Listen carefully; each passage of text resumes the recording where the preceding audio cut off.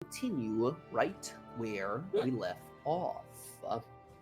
For a brief recap of last time. Previously,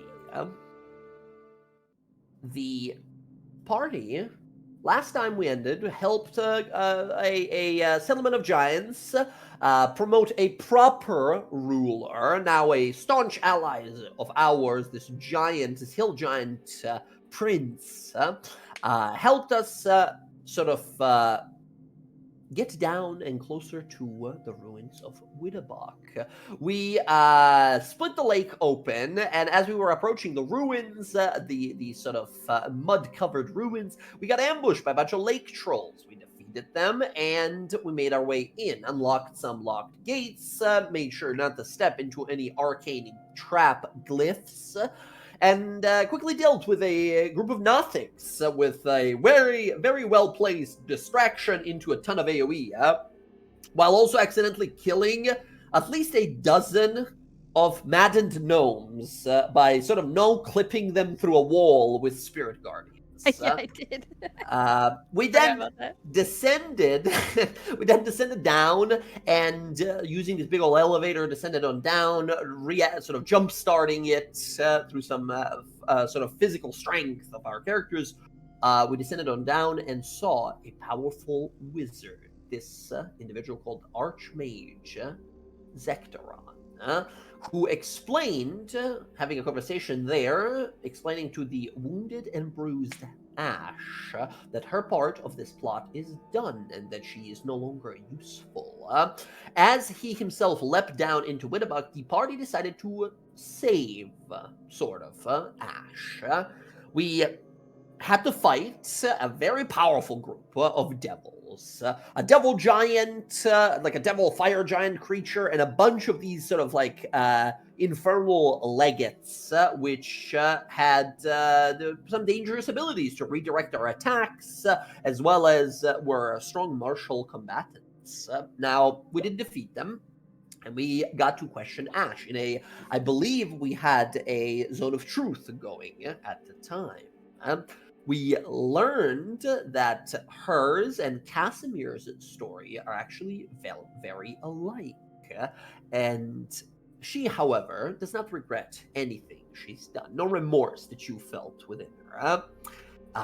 Sort of barking and snapping at you guys a few times, and eventually we learned that she gave the Isender Harosi, the beacon of light from Bella's people, to Arenia, who has been apparently working with her this whole time. How these pieces fall in together, you're not exactly sure yet, but you know that Sky might be in trouble. But there's been some bruised feelings lately after her disappearing and just sort of abandoning or leaving. So I'm interested to see where that goes. However, the party did contact Tenuviel, Bryn's mom, and told her we got the person we were looking for here, and she informed us that she will be sending a cadre of elven warriors that will be coming over to Gundergrunch to pick up Ash and take her to Singorn, where she will be answering for her crimes. And just now, we begin our descent into Widabach proper, hoping to stop Casimir's former master from obtaining this magic battery that he seeks.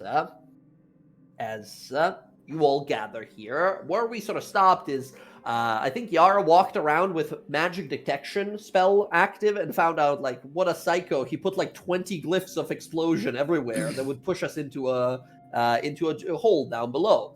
And now, I believe, we're figuring out, hey, how do we get down? I believe the conversation was, we're just gonna walk, right? We're taking the long way down. Correct? I believe so. I don't think we have a way to just jump down. Yeah, I don't think so. I think we are going to be careful for these glyphs and just go the long way. Yeah. Yeah, that's the thing, is we could take the quick way down, but on the way back out, if we had to hurry out of here, we'd have to stop the wards. Whereas if we go down the long way, we can see where they're at and mark them, I guess. Yeah, no telling how many fucking wards are on the staircase. Yeah, I mean, just look at how many wards are freaking on this battlefield. Get our shit. Excellent. As you guys start traveling on down, can I have all of you guys give me a investigation or perception rolls? Your guys' choices. Not bad for me. 22. Very nice, very nice. Very good. Okay. Gotcha. 18, 28, 10, 22, 19. Very good.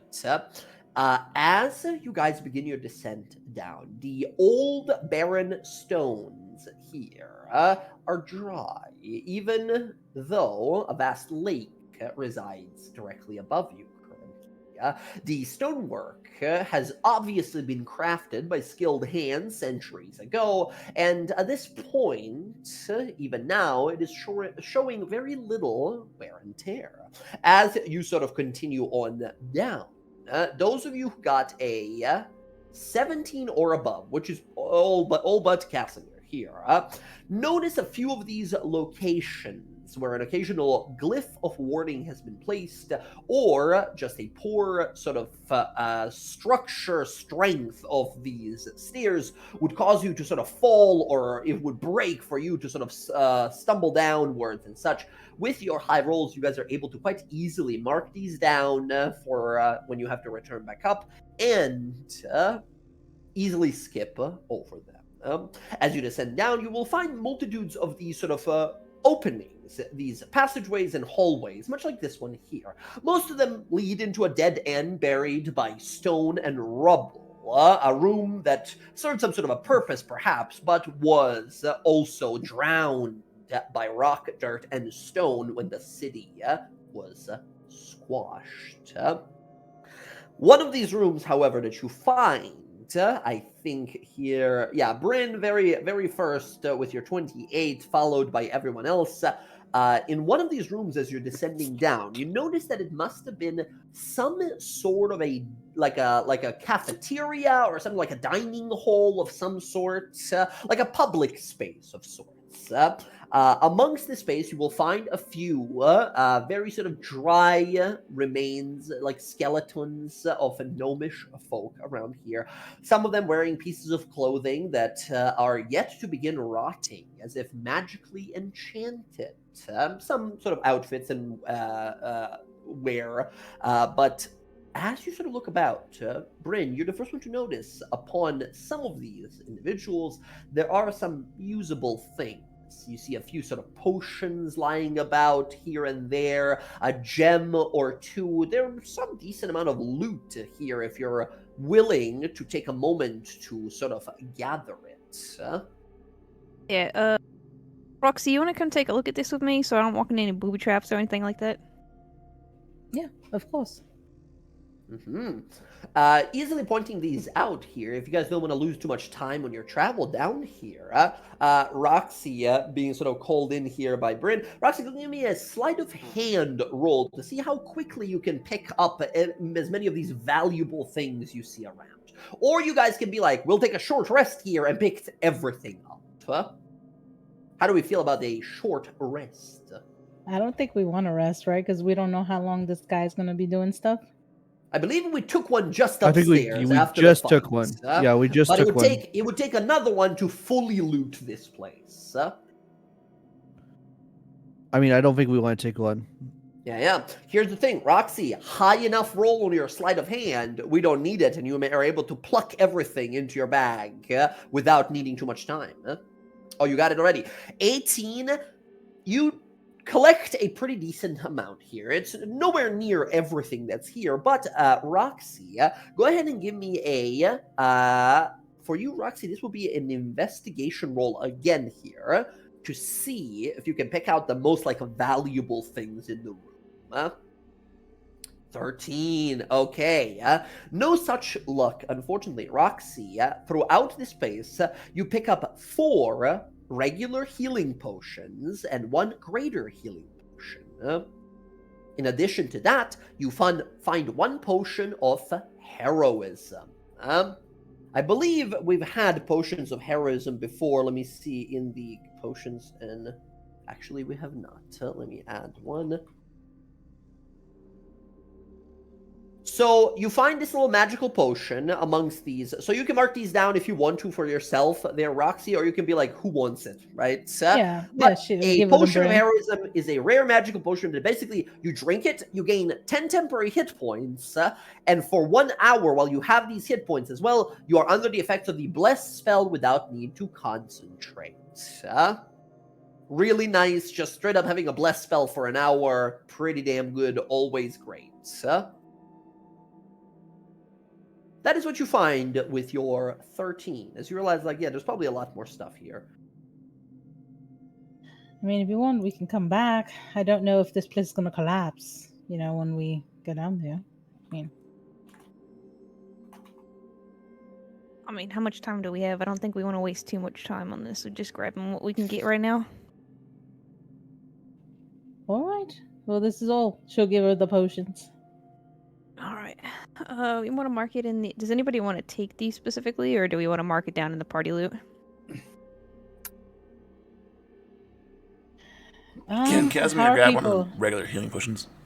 Yeah, I was Yeah, gonna say, take how it. bad are people with like potions? Maybe we should I just have- divvy them the whole party then. One. I have healing- 4 regular healing potions right now, so I'm pretty good. I have pretty decent self healing myself. I was gonna say because like one of the heavy hitters can take a greater, or maybe even Cass take the greater just in Once case. again, greater healing if you guys have, I have 2 greater. either the Beacon of Hope spell on, or you just use it as an action. That's 20 healing. Not too bad. Kaz already has a greater healing potion, but he doesn't have any minors. Yeah, I mean, I'll take whatever because they're always good, but I have 4 regular, 2 greater currently. Okay, let's go. You can always throw him into the bag of holding if you want to, or if you want to, like, once again, because Roxy has a magical familiar and Bryn has a magical familiar, you can be like, hold this. If shit goes down, That's shove true. this into people's faces. How much stuff can Quip hold? Quip can realistically hold 1, maybe 2 potions at most. Bebo you wanna can give him the probably greater? do the same, but Bebo can hold the potion probably for a better part of 8 hours before his It's just hands boiled. melt through the glass. Yeah. I would say give the greater to Quip if Roxy's okay with that. I'll grab it and I'll give it to him. I don't want him to drink it. He might just think it's some juice and drink it. He'll take one, and you'll explain like, yes, mistress, I'll hold on to this. Whatever you need to just say. He just Don't- holds it close. Don't drink it, right? It Don't smells drink like dead gnomes. It smells like, what did he say? Dead toes? It smells like dead gnomes. Oh. Just holds it. I don't even want to know how you know what dead gnomes smell like. Oh. He sort of laughed. Bebo's looking over like, fucking loser. All right, boss, I'll hold that one. And he'll hold the 2, like however many you give him, Bryn. Okay, so I will have who's taking one? So how many are left? Well, I have So 2 greater regular. is with Quip. Yeah. Cass is taking a regular. Gotcha. 3 left. Okay. I don't think anyone else needs them, so I think you can have Bebo hold the 2, and you can grab the last one if you want. Yeah, I'll grab the last one. And Or the Bebo's other way got 2. around. Okay, gotcha. Bebo's holding 2. I got these, boss. And you continue waddling on down along the path. After this, as you guys descend, you begin to notice that noxious smell from below that you guys have been sensing in this entire area of Gundergrunch, of the Hill Giant Citadel. And as you sort of descend down, you begin to hear the sound of trickling water. As you approach, you begin to see that this long, spiraling sort of passageway, I suppose, this hole that you've been descending into slowly, ends sort of conjoining a long hallway that leads sort of further and slightly deeper below. I don't know if I muted in time. I coughed my soul out there. As you guys descend down here and kind of look on ahead, you see flickering of lights on the sides of the walls here. These strange arcano engineering devices, these sort of cubes made of strange sort of colored glass, begin to flicker with electricity inside it as some sort of magical gem within it illuminates the hallway. Some of them begin to sort of flicker a little bit, turning themselves off for a few seconds and coming back online as you guys look to see rubble, pieces of stone and pillars that have fallen into the path. And the very first thing you see here is that the path that is a singular path that sort of leads forward here goes through some sort of a checkpoint. You see a massive set of metallic gates. There are sort of like built into the sides of the walls in this subterranean place are these sort of like gnomish tower, like sort of like guard towers, and they have little arrow slits on them and such, but everything is sort of set in a space of and then kind of feeling of disarray and destruction. There's scarring and damage and cracks to the walls and such, but the metallic gate itself has been rent by some great force in a very inconvenient way. The double doors, these double metallic doors, have been fused together by what almost looks like welding marks, right? Some powerful fire magic. And this must have happened recently because as you approach, you can still see some sort of yellowish and red coloration to the point where they've been sort of fused together. There is this gigantic metallic gate in front of us that is welded together. How are we going to get past it? It's basically a wall at this point, right? It's not even a gate anymore. It's two metallic double doors of a gate have been welded together at its center.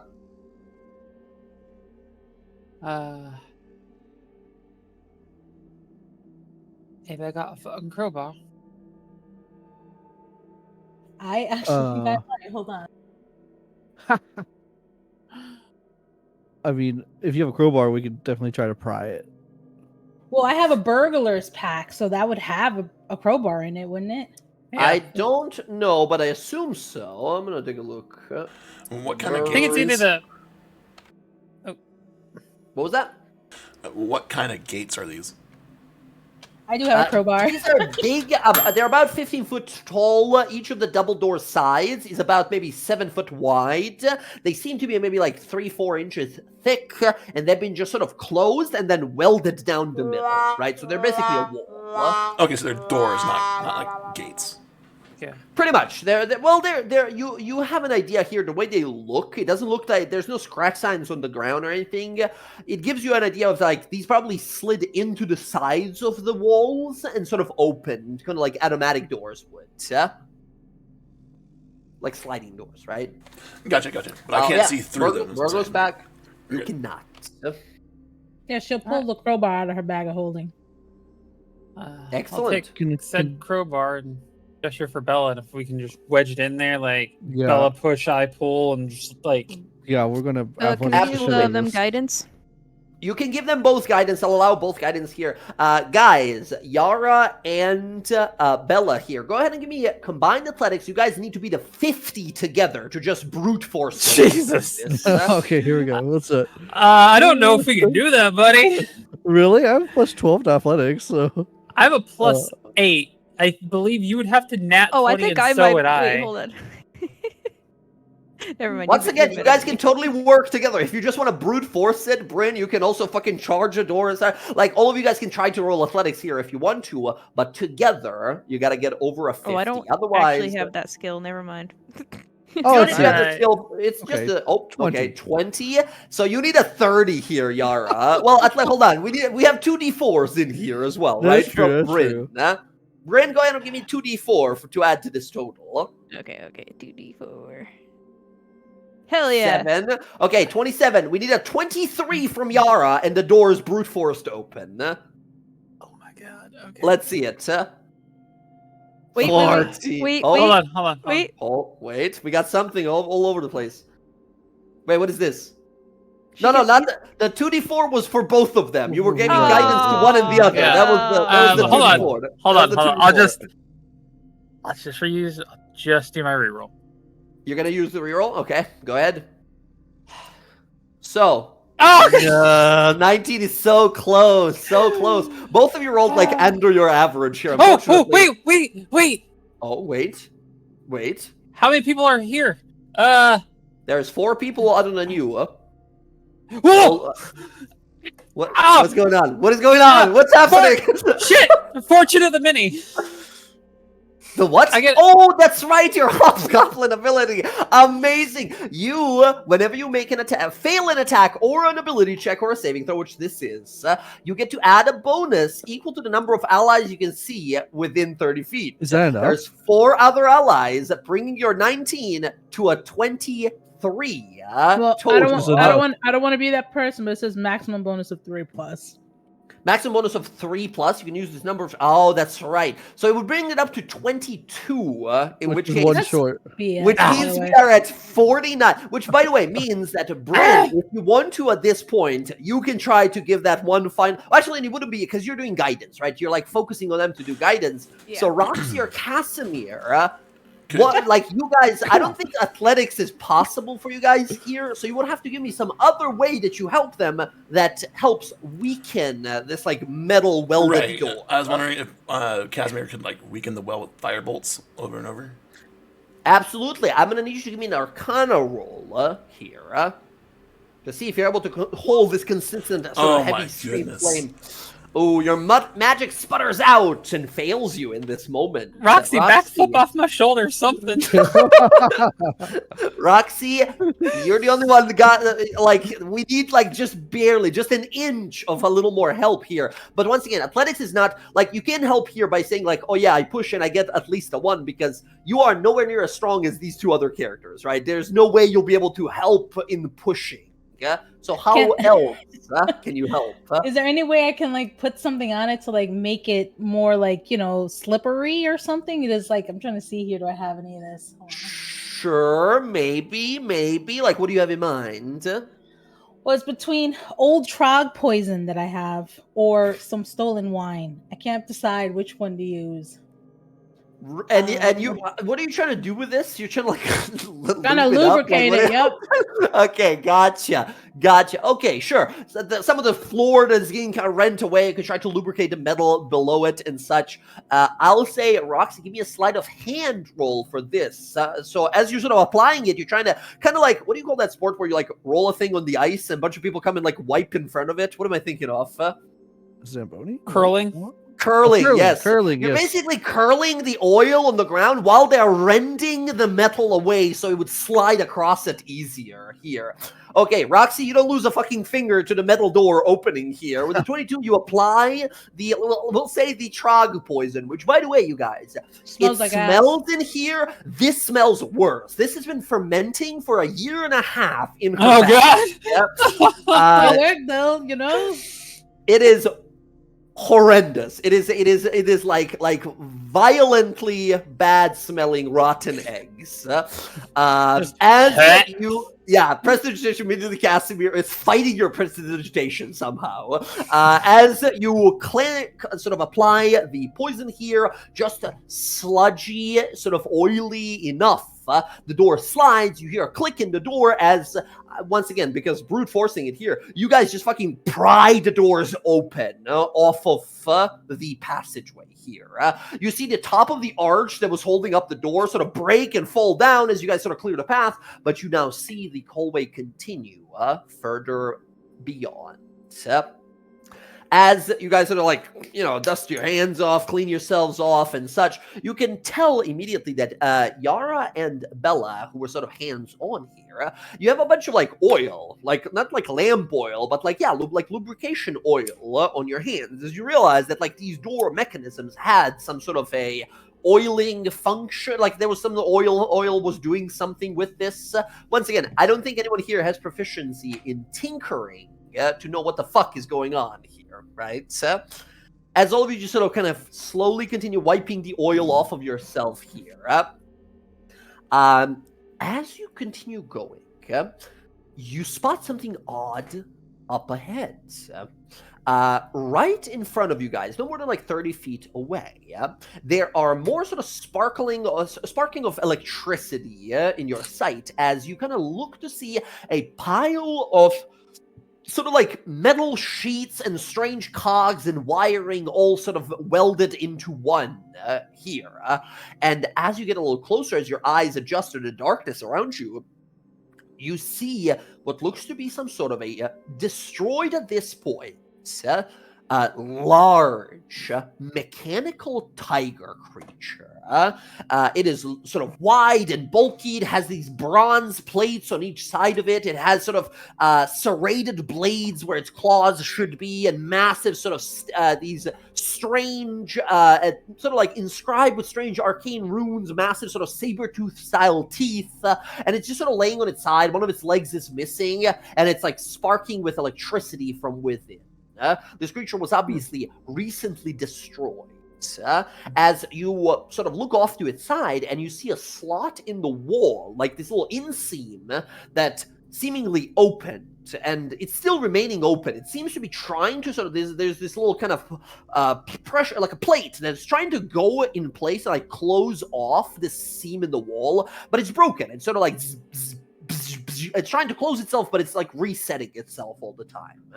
You think this is where this tiger creature came from, and when you guys look on the inside of the wall from this inseam, this crack in the side of the hallway, you can see at least like 2 or 3 more of these constructed tiger creatures that are kind of balled up in a spherical shape.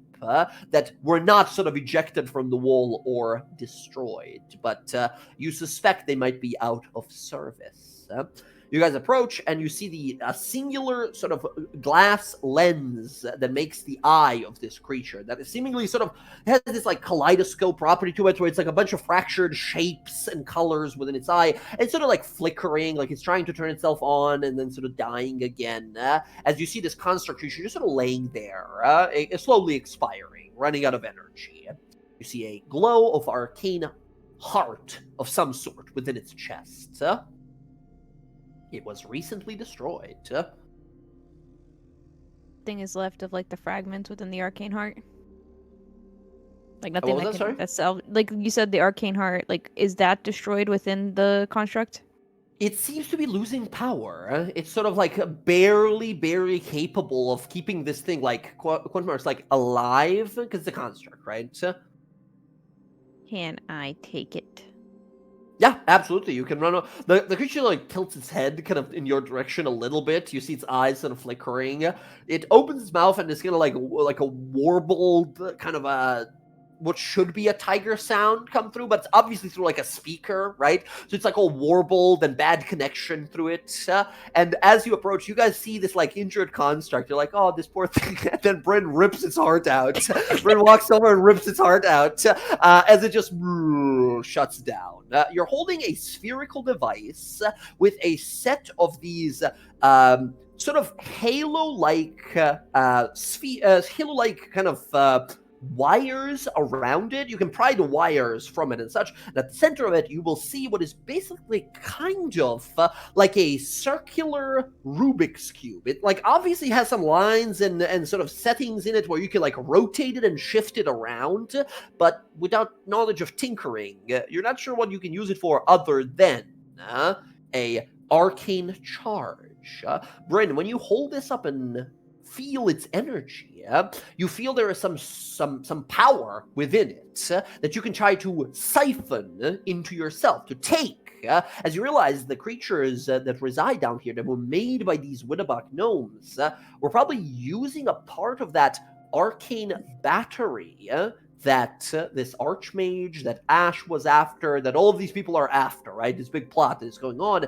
And this has like a small little fragment of that. And you realize like it was given to it, this energy, I could, or any spellcaster could take it back. Mechanically speaking, Emily, should you choose to absorb it here, you can recover up to a 3rd level spell slot back. Oh, hell yeah, hold on. Yeah, I'll take that, because I burned through a 3rd level spell, so. Sounds good, sounds good. That said, you guys do see within the wall to your right here, there are 3 more of these tiger creatures that are currently like sleep mode or whatever, right?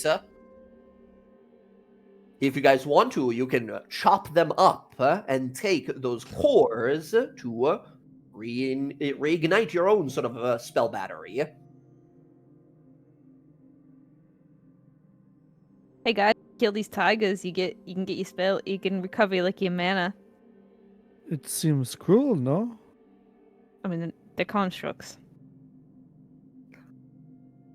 They're not actual tigers. So, just killing it or just taking out the little bit of its heart there. I mean, okay, killing it was a kind of a bad phrase. It's not actually alive.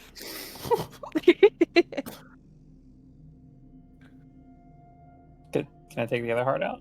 Yeah, you guys totally can. Now, here's the thing. Who all is doing this? There's 3 of these tigers, and so 3 people possibly can recover up to a 3rd level spell slot. If you have all of your 3rd, then you can go down, right? You can do a 2nd one, or a 1st one, or whatever, right? So who all is trying to do this? That we have 3 of these tigers here that we can just sort of rip into pieces and take their batteries. I think Casimir's gonna pass, because it seems just on the edge of necromancy to him. It's a robot. Still, Yeah, it's hard. Yeah, exactly. But it's not a heart. It's just an energy cell. But it's alive, no? It's not alive. No, it's sort of like a like an arcane golem. If you've ever seen one of those, right? It's just sort of rocks that kind of gather around a sort of a fragment of energy. Once the energy is dispersed, the rocks just fall away. It's not actually a living creature. It's just a magical anomaly. Funny enough, I think, Yara, you would have never seen like a metal golem in your life. I think you've seen a ton of like wooden or like bark or vine golems or stuff like that, right? But yeah, same principle applies.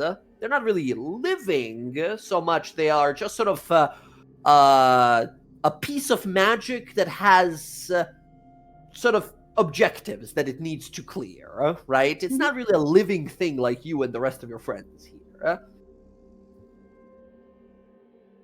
Once again, those of you who don't want to, you don't have to. More for the rest of ya.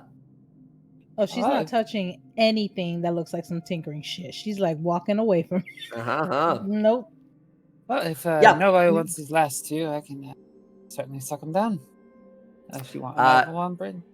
No one here has understanding or no one here speaks or understands or reads Gnomish language, correct? There are some like scribbles in Gnomish. Casimir can read Gnomish. Incredible. With his greater comprehension. Excellent. You read on the side, it says, next to each of one of these, it says Clockwork Tiger Mark II Defender. And it says that on every single one of them.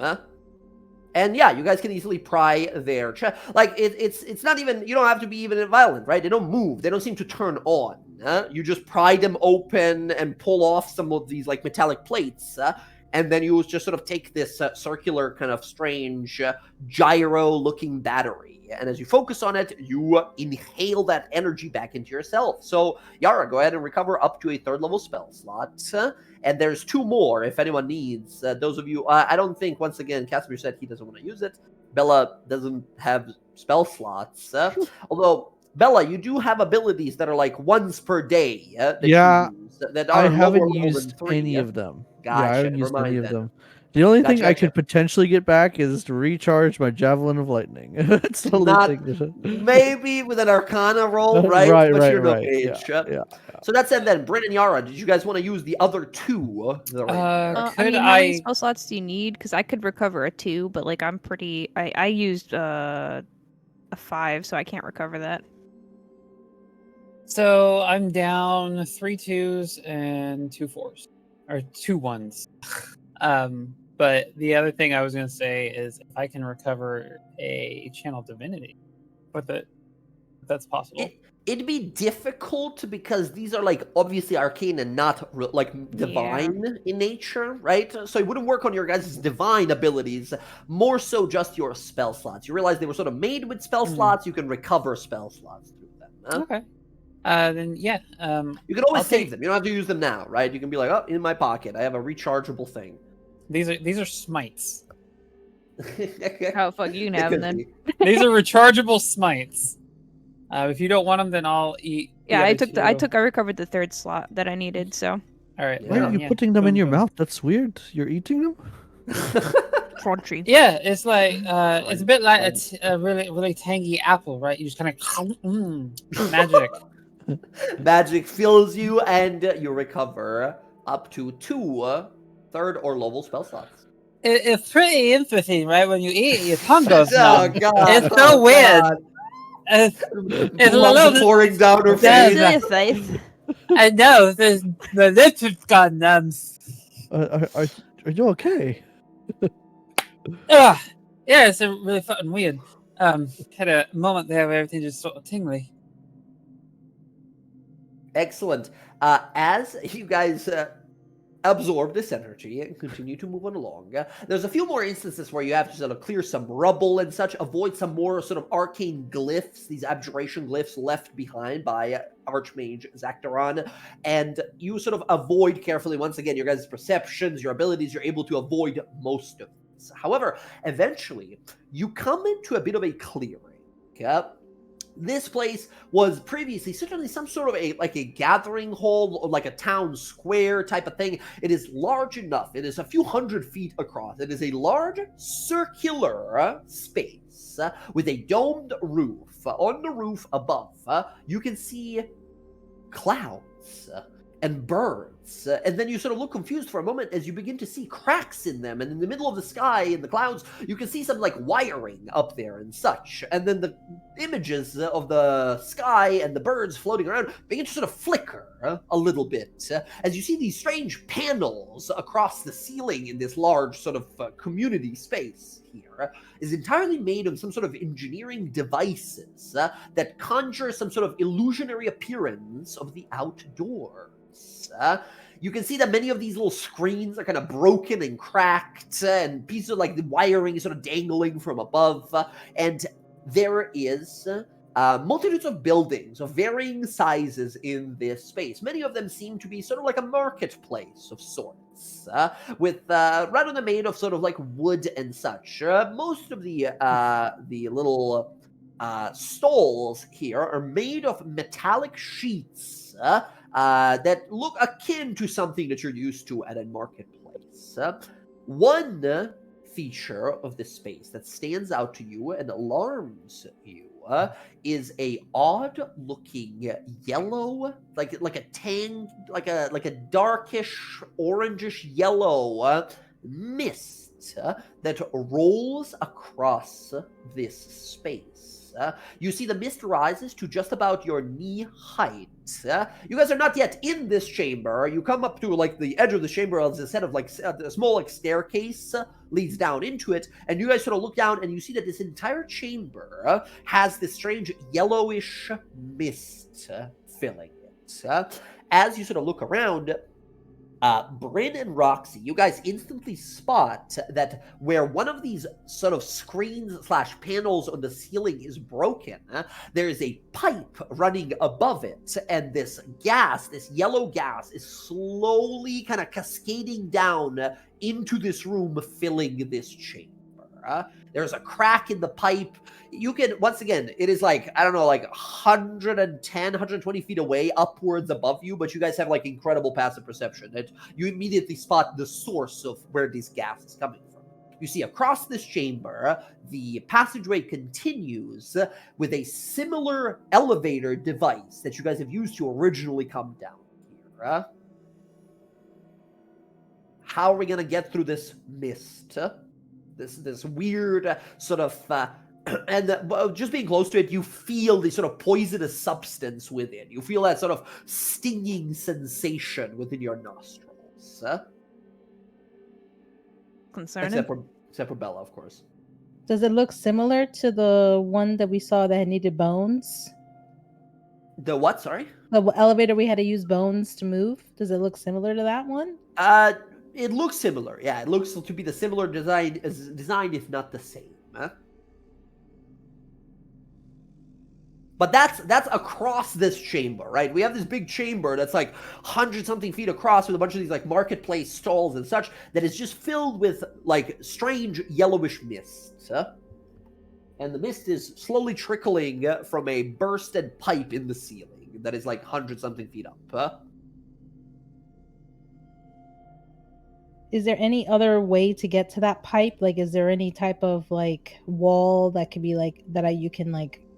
I know the pipe goes all the way across. Is there a way I can get up onto the pipe to like slide all the way to where that mist is and kind of cover it? You could try to sort of scale the side of the wall because once again, most of the ceiling is kind of like a dome here, and it's made out of entirely of those like basically like TV screens and panels, right? They're projecting images of like the outdoor sky and stuff like that. You could try to scale that, but it would require some amount of upper body strength. Up until some point, acrobatics would be good, but after that, at the very top, where it's almost nearly like you would be fully dangling from the ceiling, that will be the athletics. Could I use a whip or my my sword to like kind of like? Yes, absolutely. Okay. Using it to sort of swing yourself up. You can give me an acrobatics roll to see if you can get up there. If you want, I could make it up there and I can mend the pipe shut. You can get up there? Yeah. All right, be my guess. Mm-hmm. What you got, Yara? How are you getting up there?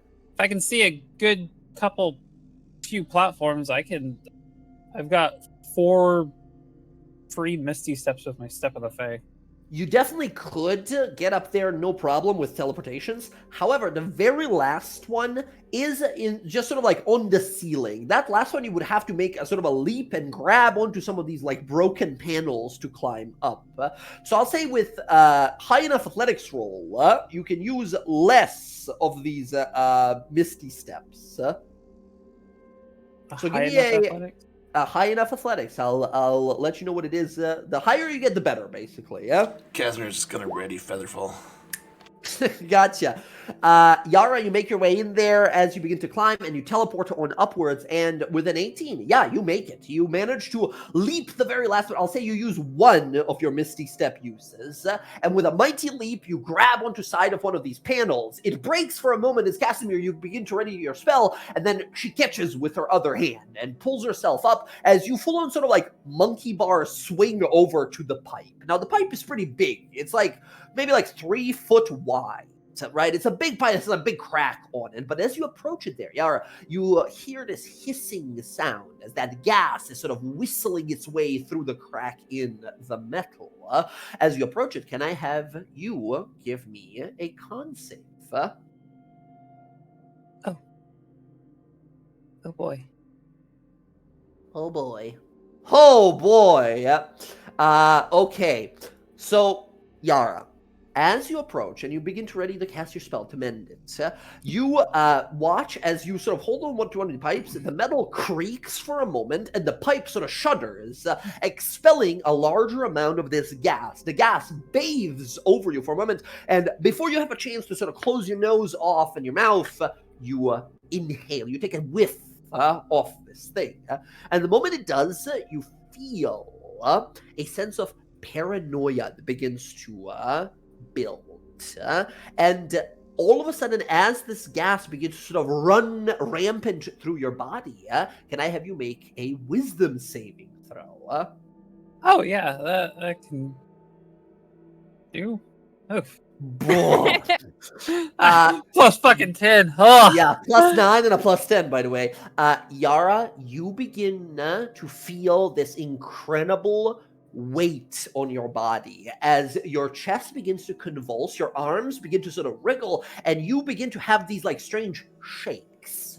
You begin to sort of jitter and move uncontrollably as you guys watch as Yara begins to laugh uncontrollably and then loses her grip. Wait, I have a question. Yes? Is this like a charm effect? No, this is a poison effect. Oh, okay. As you guys watch, Yara loses her grip, her body not responding to her, as she laughs and is now falling from 110 feet up. What do you guys do at this point? My God, those rolls. Casimir, Featherfall? Yes, Featherfall. There we go. Casimir throws his hand out. Yara casts Featherfall and falls sort of back first into the smoke. that fog that is built on the ground. That's like up to your knees, such, right? And she is currently uncontrollably laughing as her body is convulsing. And when Yara, you feel this happening. Like, you feel yourself laughing and you're convulsing and you're doing it against your will here. And as you look to your friends over here through the mist that you're now laying in here, you feel your neck sort of flexed. All of your muscles are flexed to a point of paralysis.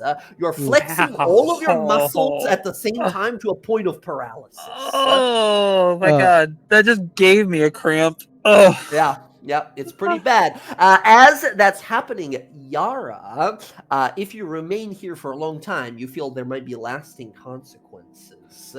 As you are just laughing and then deeply inhaling this gas that's on the floor. What are we gonna do? Well, I was gonna say, is there any type of cloth around here that I can rip and I can have just Quip fly Easily. up there and wrap it? Easily. Because he's There's, immune to flags and poison. tabards.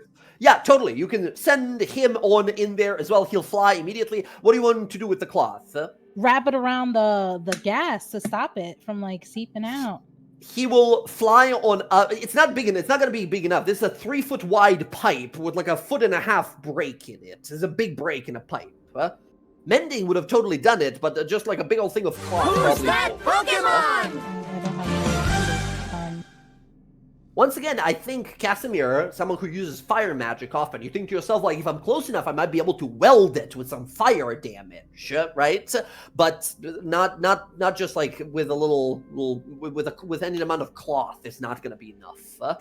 I mean, Casimir has mend. It's just getting up there and not true. breathing the poison. Mm-hmm. How far across is this hall that we need to get across? This room. Like 190, maybe 200 feet. It's a whole like square, right? Like a town square. It's like a town meeting place. Okay. Bunch of little stalls and little gathering areas, small statues in different areas, right? It's a little like square, a little fountain. We need to get Yar out of this deal before. Yeah. That's, So is Bella immune to poison? Or resistant? Well, is this poison? Yeah. You gather that. Oh well, then I'll just go and get her then. So There you go. You run on across, Bella. I don't need a con save from you, but I do need a wisdom save from you. Oh gosh. As you begin to inhale this, and you begin to feel something like a scratching sensation in the back of your mind. This is a magical type effect, so you do have advantage. Ooh. 13, Bella, your body doesn't seize up, but by the time you go over and grab Yara, by the way, has that like crazy anime villain laugh going on right now, just like full on, like with her full chest laughing loudly. You pick her up. Excellent, Bella, and for whatever reason, you find it funny. And you begin to sort of laugh as well. Your body doesn't seize up, however. You pick her up, and laughing together, Bella and Yara return to the party. Or do you carry her to the other side of the room, like exit of this room, to the next chamber? I'll kind of look at the party and see what they want me to do. Go to the other side. Okay. Bella has the biggest, creepiest smile on her face right now, looking back at you guys. Other side?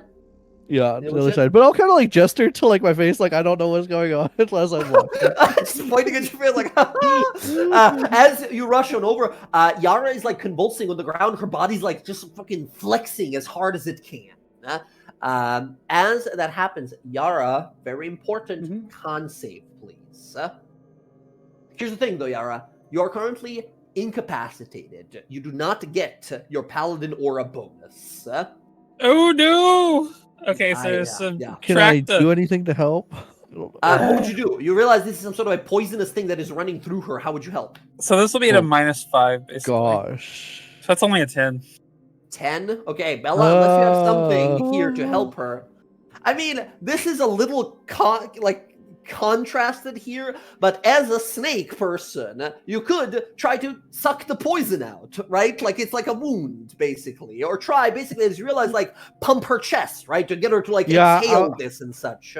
I was going to kind of pound on her chest, I think, to try to like, get her to This is a horror scene, by the way. The rest of you guys are seeing Yara laughing and can't stop, and Bella is laughing and beating on her chest so she would like stop.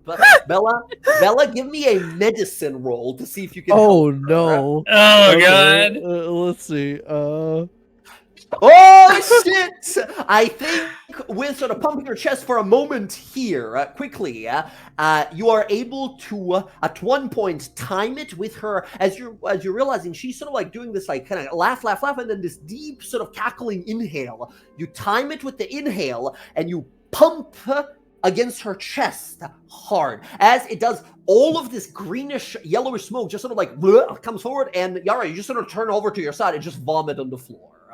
As you finally feel your body lets go, right? Your body just like lets go, and you have control of it, and you're no longer like frozen by your own muscles. I'm just thinking like Pulp Fiction, like just in the chest. Oh, everything's gonna be fucking sore in the morning. Yeah, you feel sore. You were on the verge of getting some exhaustion levels there. You look up, and Bella has the weirdest smile on her face, just looking at you. Oh, it's like the time I had sex with a Goliath.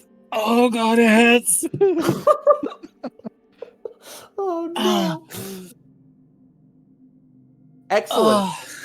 As you guys are sitting there, I mean, Bella, you're still got this shit in you, right? You realize like the poison part didn't affect me, but whatever this other thing is, this like psychic gas, whatever the fuck this is, affected me.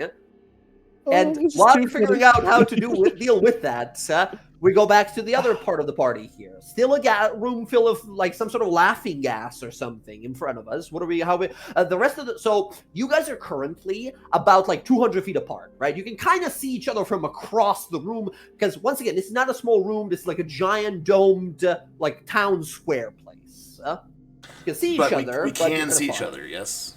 Yeah, you do see each other. Sweet. Unless you guys have a different idea, I'm just gonna send us all across. I mean, I could just walk in there. I don't even have to breathe. That's right. Oh, well, that would Bryn's save me. just watching this entire time, like, oh. That would save me a spell. No, the Energy. problem is if we need to make a quick getaway, we don't fix this. We're gonna be running through this shit. I mean, I could go heal them. That was what I was gonna go do. I don't think you can heal that. That's fucking crazy. She's beating on her. The other one's fucking laughing. It was. I mean, you don't know fucking until you trip. try. Lesser restoration. I could try. Chicken soup of D&D.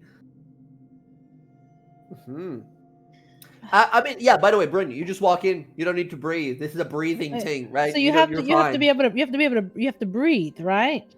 Mm-hmm. All right. She's gonna 1 second, Bryn. She's gonna tie a rope around you, and I'm just gonna stick my head in this bag of holding. I'm just gonna walk, and I'm just gonna breathe in this fucking bag. If there's no air in here, fuck it. I'd rather breathe whatever's in here than this shit. The bag of holding has 10 minutes of breathable air. There you go. inside. Putting my head in.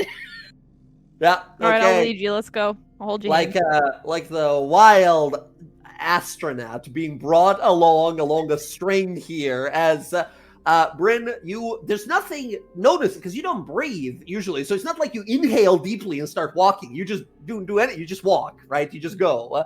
As you walk in, pulling her by the rope, you get her across easily, right? You guys like you quickly sort of clean off your clothing off of this stuff, so just so it doesn't like linger. As you see Bella there like giggling like a maniac to herself. And then, if you want to, if you have another bag of holding, or if Roxy's willing to lend her bag of holding, you can do the same for Casimir, But Roxy brought up a good point about having this room be cleared when we come back. No. I think, Casimir, using telepathic bond, do you want me to mend that pipe so we can get out of here later? Yeah, but like, how are you gonna get down? What if you start falling? We don't have any way to save you. I can fly. I mean, you might not have any way to save them, but I can levitate people. I'm an air genasi, you guys. Yeah, Can you fly? Can Bryn fly? If I use the staff, I'm not attuned to it, though. Yeah, it takes an action to attune. You can just switch. I can't mend, though. Yeah, yeah. You'd have to do that Superman thing where you tie the metal pipe with your bare hands, right? And just bend it with your own will. That might be difficult. I'm pretty strong. I don't know if I'm that strong, though. Yeah. DM. Oh. I mean, you can try, right? So you could get like you're pretty damn strong. Yeah? There's a chance, but there's also a chance of you cutting your hands on this fucking metal pipe, right? Hold on, I'm looking at my spells. What else could I do? Hold on. Once again, anything that deals with fire might be able to weaken the metal's structure, and then you can much easier sort of slam it together. What about Weld ice? it like that. Ice, just like freeze it. Yeah, no, Wait, definitely. I know what I can do. I have Bebo. Yeah, you do have Bebo. Bebo's also immune to poison. He, once again, it doesn't seem too bad unless you're immune to poison. If you inhale it, something messes with like your mind. All right, Bebo, you ready for this? We're gonna go fly up there. I'll take you. Well, probably not. But all right. All right, I'll attune to the sky sail, and I will take Bebo up there with me. Okay, gotcha. You two float on up there.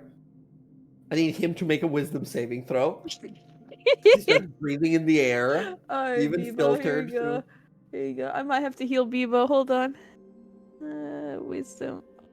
Got a +0.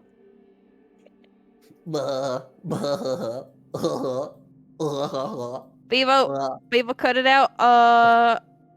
I'm gonna use lesser restoration on him to see if it works. He, while still in the room, while you're like floating Fuck. up. Hold on, I gotta think of another way. How can I make him not breathe? Hold on. I'm gonna come up with something clever.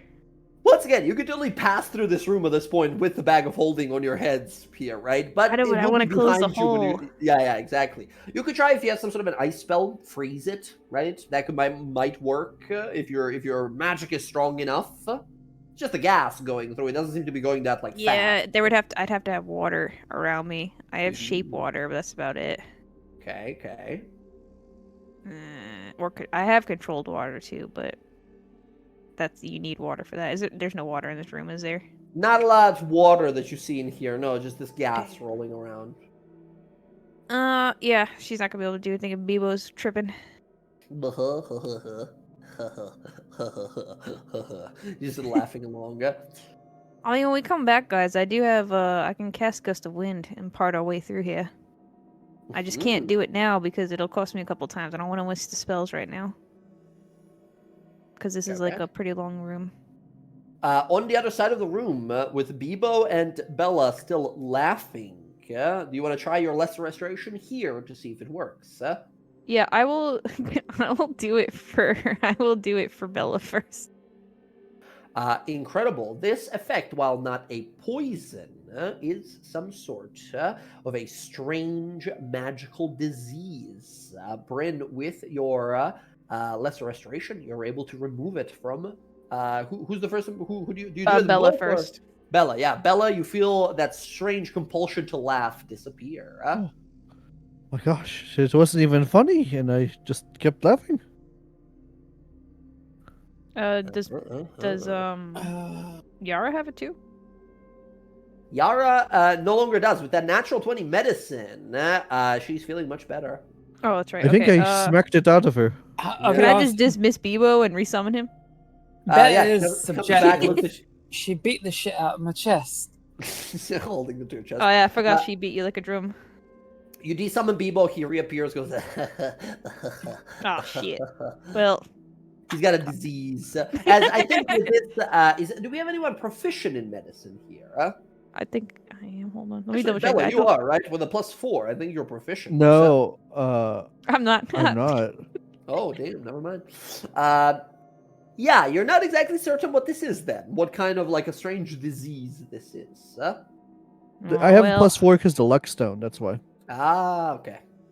All right. Well, Gotcha. I'm gonna need one of those Tiger Hots again. And I'll heal Bebo because I want to have some magic disease. Well, Jordy, You eat fucking them? use them. Sure. you didn't want them, and so I used them. We said to hold on to them. No, she ate them. Did you not hear the crunch crunch? Crunch, crunch, crunch. I thought she ate like one. No, I had the one, and then there was two others. I was like, "Do you want one of them?" And you're like, "No, go ahead and eat it because it's more smiting for you." So I ate them, so I can smite. Well, in hindsight now, that probably wasn't a great idea.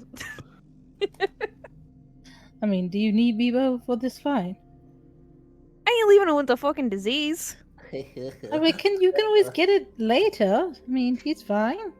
Look, I've done a lot of things to Bevo, and I can't leave him like this. What the fuck What? is it gonna do if you put him back in his realm? There's nothing he can fuck up over there.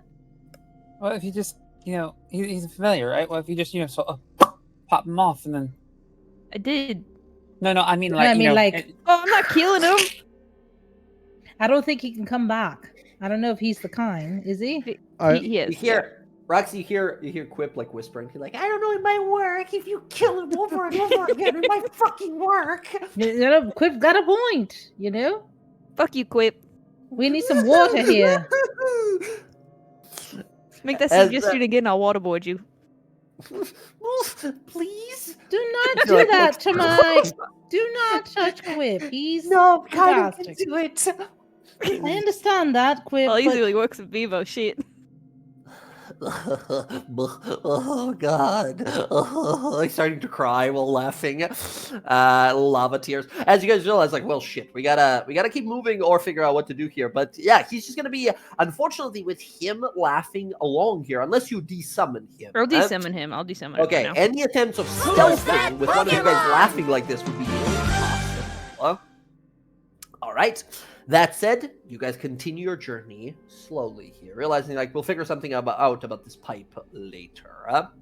You make your way through, and as next up, you enter what looks to be this elevator here. Another same mechanism, although this one seems to have been kind of fixed recently.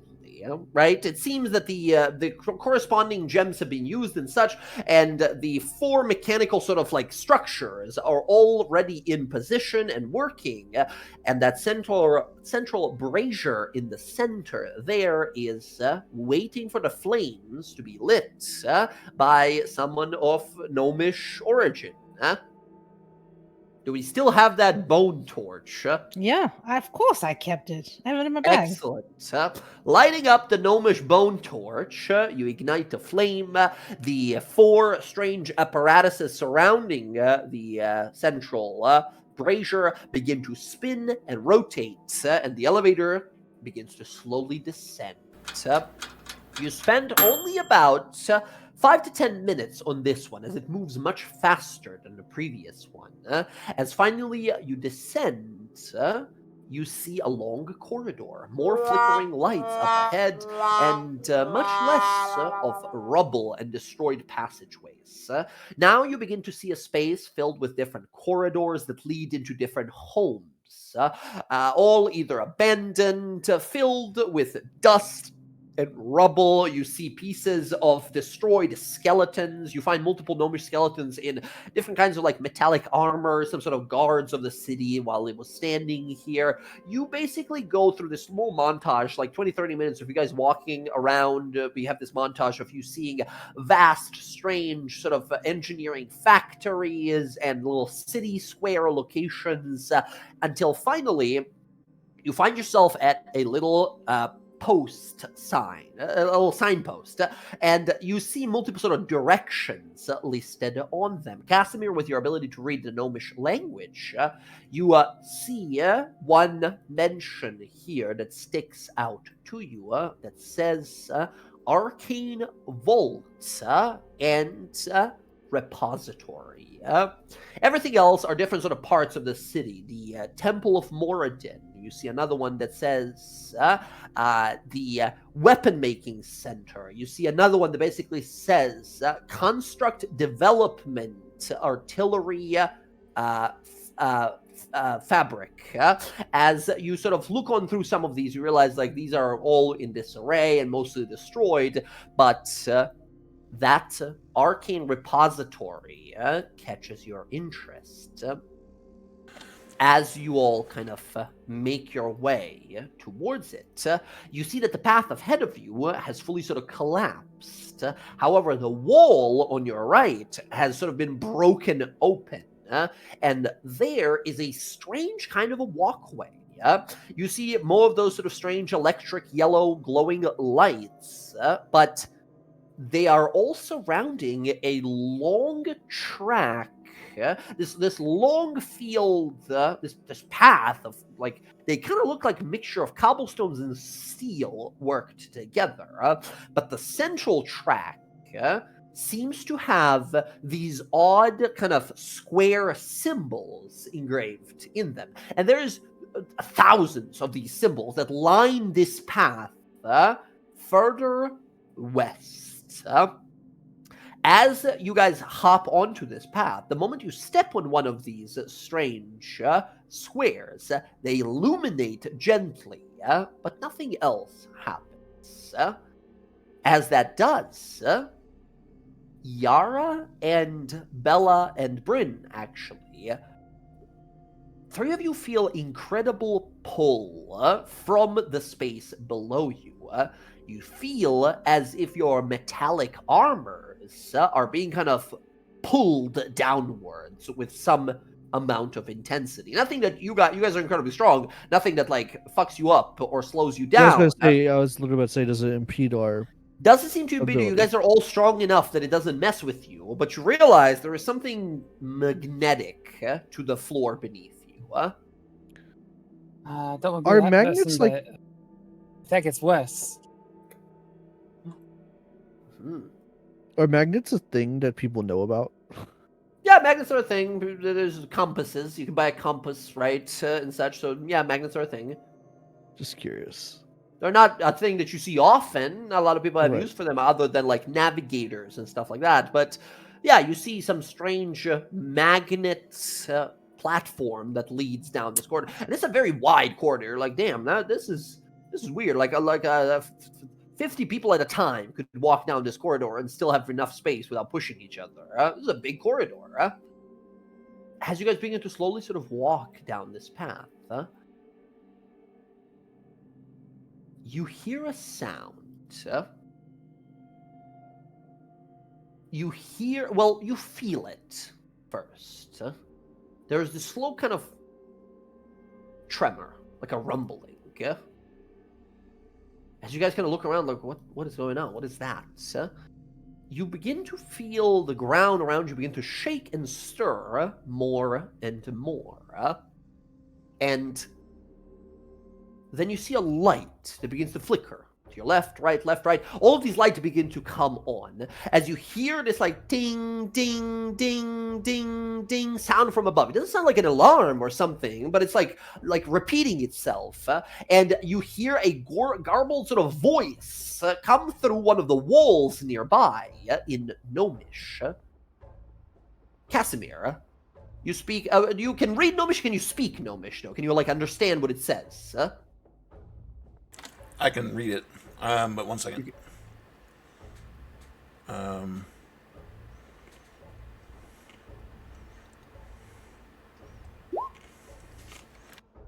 Tongues, incredible. You can cast your spell here. Oh, wait, sorry. I didn't have it chosen. That's my bad. I did not have it chosen. Oh, never mind then. All right. As you guys hear this kind of garbled gnomish voice speak something, you hear this like ding, ding, ding, ding, ding, ding, ding, ding, ding, ding, repeating sound, and then the tremors begin to intensify. As you guys kind of look around like, what the hell is going on? What the hell is this? You hear a rumbling of thunder behind you. I'm going to move you to a map. This is a big map. You guys are over here. Y'all, are we on a train track? You hear this rumbling sound, and you see a face of a gigantic, like a rolling wheels underneath, or like some strange, massive stone and steel apparatus dragging behind it multiple, like wagons, metallic wagons of some sort, as this gigantic apparatus is rolling towards you guys at incredible speed. There is no real space to hide from it, as you realize at this moment this wasn't a space for people to move on. This is where some sort of a gigantic granite steel beast moves. As it just continues, and you hear this like shoo, shoo, shoo, shoo, shoo, shoo, and you see this like black smoke emerging from the top of it. As you guys look far, far, far north, you guys see a little space about 170 or something feet away that is sort of sideways on the side of this track. I need everyone to roll initiative. Oh no! Oh, that's a boy. that's Oh. a monster. Oh no! It's not a monster. It doesn't seem to be coming to attack you. Yeah. It's more so. You realize you look at it by the way, and this thing is it's like 40 foot tall and just about as wide, and it's just rolling. It's rolling with incredible speed. This is what you're seeing, yeah, right? there Just any rolling space your way. On the Huh? top of it, is there any space like above it? Barely, like maybe a small or a tiny creature could like attach itself to the ceiling to avoid it. It seems to be made to perfectly fit this space. It's made for purpose. Okay, who's got the D8 today? Who got the D8 before we got down? This is me, has it. right? Bryn, give me that D8. Much better. That makes a 12, I believe. Yes. Yes. Okay. Okay. Let's see here. And This is where We this thing rolls a add- nat fucking 20. Yeah, can you imagine? no. This thing that automatically goes on initiative of 0. So it goes after all of you guys. However, as you hear, like you feel it, the whole space is now shaking, right? You see these lights flickering. All of you should be able to see through this entire corridor, I believe. In fact, most of this place will be illuminated, you will notice. As you guys begin to move, you hear whoop, whoop, and it begins to shake the whole space as you see one of the pieces of fallen rubble that's sort of on the railway here is pulverized into dust by merely standing on it. You see metallic plates and giant like iron bars that have fallen into it pulverized, flattened instantly. As you realize like there's unless we pull off some Herculean level Hulk-like strength, you might be able to stop this thing in its tracks. Otherwise, you might want to get out of its way. So, what is this beast? that said, on initiative 0, this creature is going to just move forward. Anyone in its way, you probably won't die instantly, but you will take insane amount of damage. So, Roxy, as Casimir, you're a magic guy. You're not a tinkering guy. You're like, what the fuck is this thing? As you're looking at it, as it's coming your way, as the initiative begins, Roxy, you're the first one to go. What do you do? She's gonna take rope out of her bag, Okay. and she's going to. I think she gets more. I get more movement because of the. Hold on, let me read it. Because I don't know if Dread Ambusher gives me more movement. I think it gives me 10 feet more. Okay, so I don't know how much space people have, and they're gonna need to be able to like climb. So she's gonna put the rope. I mean, it says it hangs up in the air. I'm gonna put it right here For what? What are you doing? for rope trick. Oh, for object, yeah, it can hang anywhere vertically up to 60 feet. So I don't really have to go anywhere technically. I mean, I could just cast it right here and then go up into it. Yeah, like Right? we'll say like minimally 5 feet, right? So it's just like a piece of rope dangling, and you climb up it immediately into the space. Yeah, I'm just gonna be like, all right, well, you climb up. It's an extra dimensional space. If you have any freaky bags, don't take them with you. Like Roxy. mine. As Go back and you hold go, Roxy, as Yeah, you she's hold out the rope and you flip it up, there is this sound, this like click click sound, and your rope just sort of falls down. Oh no. Oh. as nothing happens, as you guys look over and you see all of these plates beneath you illuminated that you're standing on, as this thing keeps rolling towards you.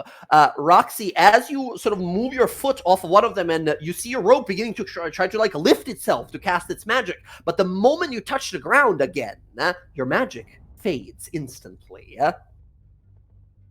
Oh, It fuck. seems that these magnetic pressure plates have some adverse effect on magic. Well, that did not work, by the way. No fucking magic is going to work. So, Oh, you mean we're does just it, actually does it fucking take my running? action to do that? I'll say, with how incredibly perceptive you are, I think you begin to cast that, and usually by this point the rope will begin to like animate and such, right? And you realize something's wrong immediately, and then you look down, realize it has something to do with these pressure plates, but that's about all you know. So I'll say, because you're so incredibly perceptive, you don't waste your action here. You realize that it's not going to work before you even begin. Oh, it's not good, guys. Run! Run! She's gonna. Oh, hold on. I mean, does it look like? Does this thing look like it's just made of metal? Is that what it is? It's made of some sort of a granite stone and like iron or steel or some sort of metal. Yeah. All right, guys, we're gonna have to run. I'm gonna. I don't know how they're gonna be running. I'm gonna just drop right here on me because I have one more bag left of that black powder. I'm just gonna drop it here. Okay. Throw And then dynamo down. Yep. And then I'm gonna run, and I'm gonna run because I can run like 40. I can run. No, I don't want a bonus action because I may need to save it. I don't know how far this thing can go, so I'm just gonna go my 40 to get an extra 10. And if that thing if they get out of this area and that thing looks like it's gonna hit them, I'm gonna use my Phoenix arrow to blow it. Okay, blow got up. it. So ready and movement bonus action to move, and then ready action to shoot the dynamite on the floor. Yeah, Sound good? yeah, because I don't want to use my bonus action to dash because then I won't be able to shoot it Gotcha, with gotcha. the So Phoenix 40, arrow. 40 feet then. Gotcha. Yeah. Okay, you run up, you go to activate the Phoenix arrow, it won't set ablaze. Shit. Nice. As that is going to be your turn, unfortunately, here. Bryn, we now go to you. Is my skill still working or no? No by magic. the way, by the way, Bryn, what happens is Roxy throws her rope, goes, oh shit, drops a bomb on the floor and sprints away. As What the she- fuck? over here, as Bryn, it's now your turn. You, Bryn, feel this incredible sort of like unpleasant, kind of like needles in your skin sensation as your arm stops being lightning and it just becomes being a normal arm again for this time. As you feel your lightning powers are suspended in this space as this train is coming. So my sky sail that I had previously activated is not working now, I assume. The sky sail is not sailing anymore. No, No! nothing magical. No magic items or Well. otherwise. Anything that isn't an artifact level magic item does not work in this anti-magic field. Well, clank, clank, clank, clank, clank. She gonna run. Giant armor. As that happens, Bryn, at this point trying to move fast, I need you to give me a strength saving throw to move your full speed as your full metal armor keeps getting pulled down into the magnetic flooring. Strength saving throw DC is 10. You're good. You make it. You just sprint, sprint, sprint. You can move as much as you have. Roxy, you stop there. Zooming past you like lightning is Bryn. Bryn, I don't imagine you have a bonus action or anything. No, I'm pretty much all magic, man.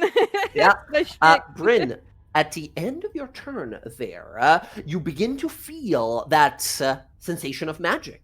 Your arm begins to flicker with lightning again, but the moment this thing keeps approaching, your arm goes back to normal. Guys, it's the range. It's the range. You need to be like, so you gotta be like as far as I am. You are currently about 100 away. Okay, next up, Casimir. Okay, Casimir's gonna book it as fast as he possibly can. Gotcha. So 60, 30. I believe, unless you have something else. 30 feet. But so it's within range of this thing. He can't cast any spells, right? Seems so. It seems that your magic is just not responding. None of your magic items are responding. Yeah. Okay. Shit. Yeah. Book it. Dashing along, just running away. Gotcha. I mean, yeah, that's gonna be it. Bella, your turn. What is this thing? This is so strange. Womp, womp. Ground shaking. You see the lights sort of flickering. It's the embodiment of our sins. Run! Okay, sure. Double dash as well. Bella, you tried to call for your 60 echo. It doesn't respond to you in this Yeah, place. 60 feet. That's as far as I can get. Go over Yep. there. Gotcha. Yara, you're the last one. All right. Funny enough, because of your aura, it's not like a magic effect. It's just like your confidence and power of your charisma manifested, right? It's the only thing that works right now. Your aura, your paladin aura. Really fucking. Oh, real fast, happy Bella. about that. Bella, I need a strength save to run on this magnetic field, as well as you, Yara. If you 16 is good Wow. enough. You just keep moving. Yara, same thing. I need Terrible a for me, strength though. save. I don't think you can fail. It's a DC 10. I don't think you can. Oh, physically I fail. can't fail then. Yeah. Yeah, you guys can fail this. You guys are fine. Yara, you're free to move. All right. Dashing. You dash. The granite iron juggernaut train moves on I its did- turn. Oh I do yeah. have a quick question. When Yeah. I make it here, do I feel my magic like kick in at all? At that point, let me see real fast. You do not. Your magic is still unavailable to you. On its turn, you guys watch the train move 50 feet towards Oh you. no. Does it Oh, ignite no. bombs? It rolls over, it like pulverizes, right? Dynamites don't just explode and something like crushes them. They're just gonna get flattened, right?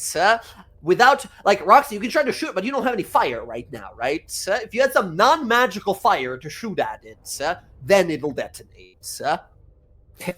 It's like a 4th of July snap cracker under it. I know.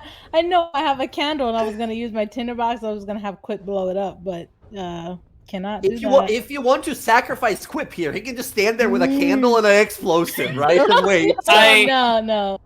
Based on its size, I don't think it's gonna do anything. I just want to slow it down so it can stop moving. Yeah. That's a good plan. It's a good plan, but I don't know if you have just fire available No, that I is do not not. magical. Nope. Okay, in which case, Roxy, you're just looking at it approach, which goes now to your turn as this thing just rolls forward over your dynamites. Just run. There's a safe spot. You don't have to overcomplicate it.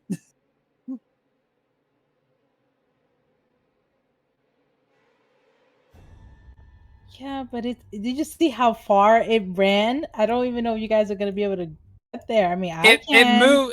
It moved 50. We can dash Move 60. Yeah. It'll never catch us. It's gonna be close. All right. Well, I'm gonna move, action dash, and then bonus action dash. Go all the way over here. All right, that's 90. No, what's your normal movement? 30. 30, right? 90. Roxy, you see a door with a lock on it here. There is a barred door with a lock on it. Yeah, I can't. Not this turn. I don't think you can. But you realize, like, oh, fuck. Also, Roxy, something you notice. There's maybe space for 3 people in there. Just 3? Well, there's like another door past it, like a glass door of some sort past it, but you have to maybe break that open as well. You'll have to see next turn, right? This is all you can see for now. As you realize, like, oh my god, you're the fastest one, right? You zoom forward, disappearing instantly. Yeah, and at this point, Roxy, your magic comes back on. Just temporary. There's a door here only for 3, so I will try to unlock it.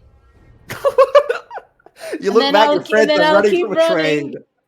Incredible. Bryn, your turn now. Your magic goes away instantly. Your arm goes back to normal again. All right, we're running. Do I have to make another check? Yes, you do need to make another athletics roll. You're looking for a DC 10. I think you could fail, right? Yeah. Ooh, okay. No bless, no guidance here. Wouldn't work, right? But 10 is just good enough. Bryn, go ahead and move as much as you want to move. I mean, it's Bryn? technically a 15. Bryn, at this point... Or no. No, this is a check, not a save. Bryn, at this point, your arm goes back to full lightning. You have your magic back. You, Bryn, being a very wise individual, realize the range is about 100 feet.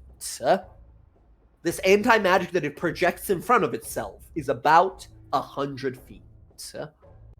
Well, it's like... Alright, You have a bonus action left if you have anything to do.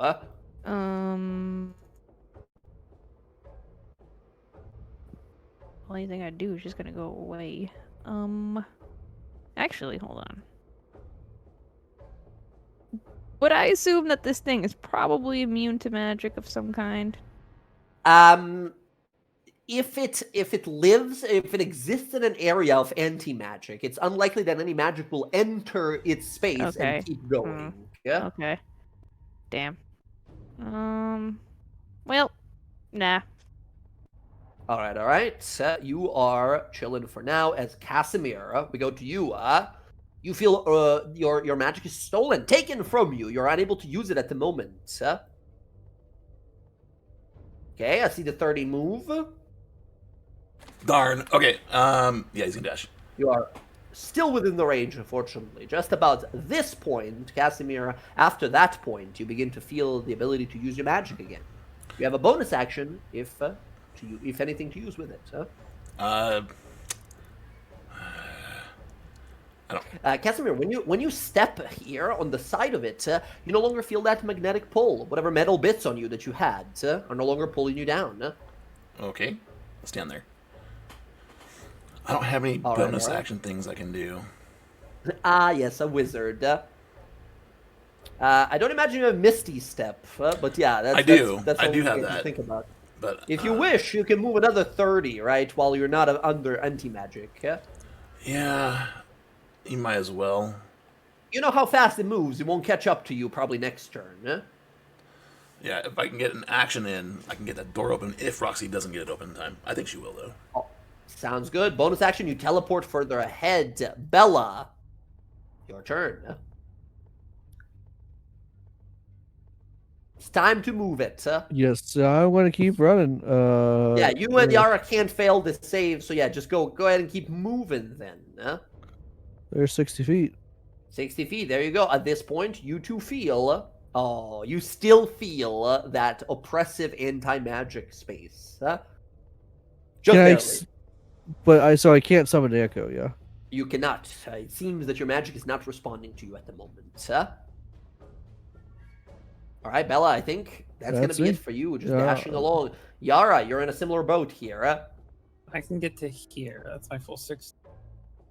Awesome. That said, you feel magic again, just barely. That's the cutoff point, right where Bella is.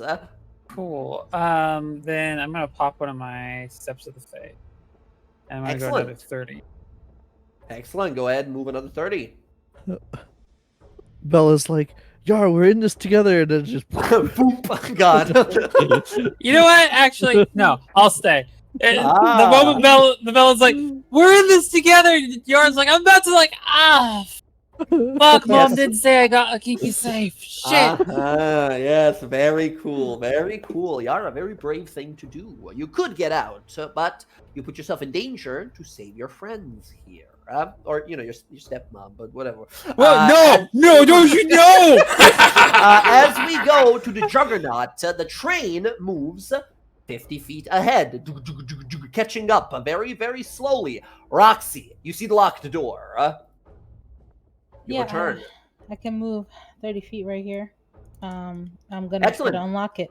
It doesn't seem too complicated of a lock. It's just like a security lock, but you do see through it. You see another set of glass, like a glass wall, like a see-through glass wall with a door in the center there. And beyond it, a barricade with multiple, currently unmanned ballistae aiming in your direction. Currently unmanned. Why was that so specific? Okay, so this the gate I can get through without having to unlock? You have to unlock. This is the one that's locked. Okay, all right. She's gonna unlock it. I mean, this is the only spot they can get in. So If she gets shot by the ballista, it's what it is. She got to unlock it.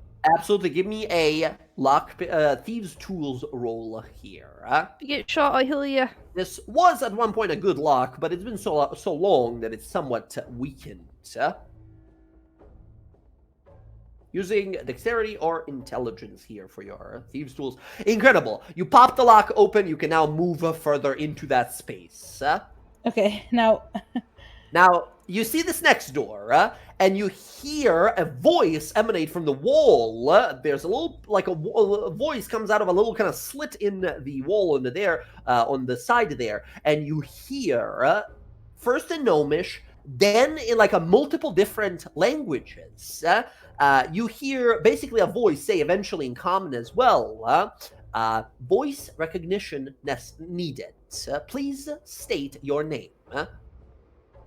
Do I remember the name that was on that wall with that person with the? Remember, there was like a book that explained Vorik how to Zilmop. use the. Yeah, I would say that. There it is. There it is. As you say that, you hear this like unrecognized voice. Please try again. As you realize the name is probably good, but you gotta sound gnomey. You can give me a performance roll You if you got want to this, try Rex. and You imitate got a this. gnomish You know, it's so language. mad because when I get higher level an assassin, I'll be able to replicate people's voices, but Yeah, not right yeah. now. All right, okay. Let's see it. Performance roll here using your charisma. I'm gonna re-roll that. Oh, okay. Let's see it. 10. 10, yes. Unfortunately, again, you hear unrecognized voice. Please try again. As Roxy, your gnomish is not as good as you thought it was here. As you realize, like, oh, fucking, we can try to break the door or try to, like, trick the door. Who's that Pokemon? Well, she can't break the door. Yeah, Roxy, I think that's gonna be. It was your action to like open to unlock the door for everyone else, but you realize like, fuck, there's 3 spaces here. We gotta get into this next room. All right. Yeah, That- I mean, she's gonna wait to see if maybe Cass can open it with magic, possibly if he'll be out of range of that thing. So she'll move out of the way and see if he can do something. Gotcha. All right. Excellent. That is going to be your turn. Bryn, your turn. No magic again. Here's my.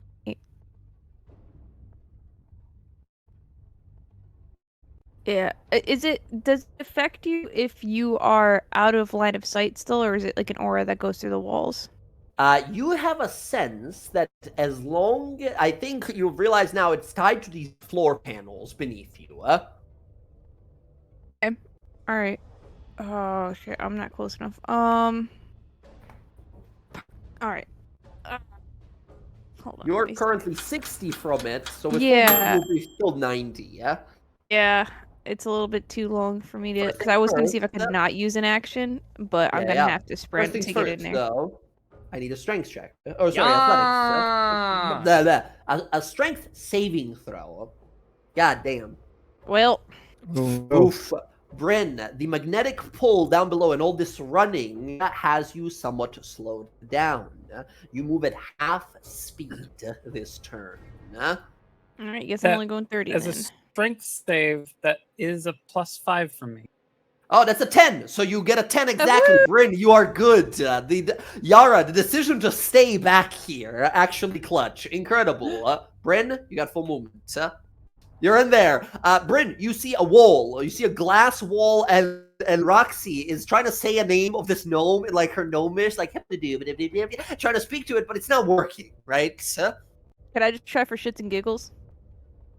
To do to yell the name of the guy. Yeah, sure. Yeah. Go ahead. Give me a performance roll. Why not? Desperate. That's fucking terrible. Try again. This is why last time we Try blew the again. door open. Remember? Well, you know what? It's fucking worth trying. All right.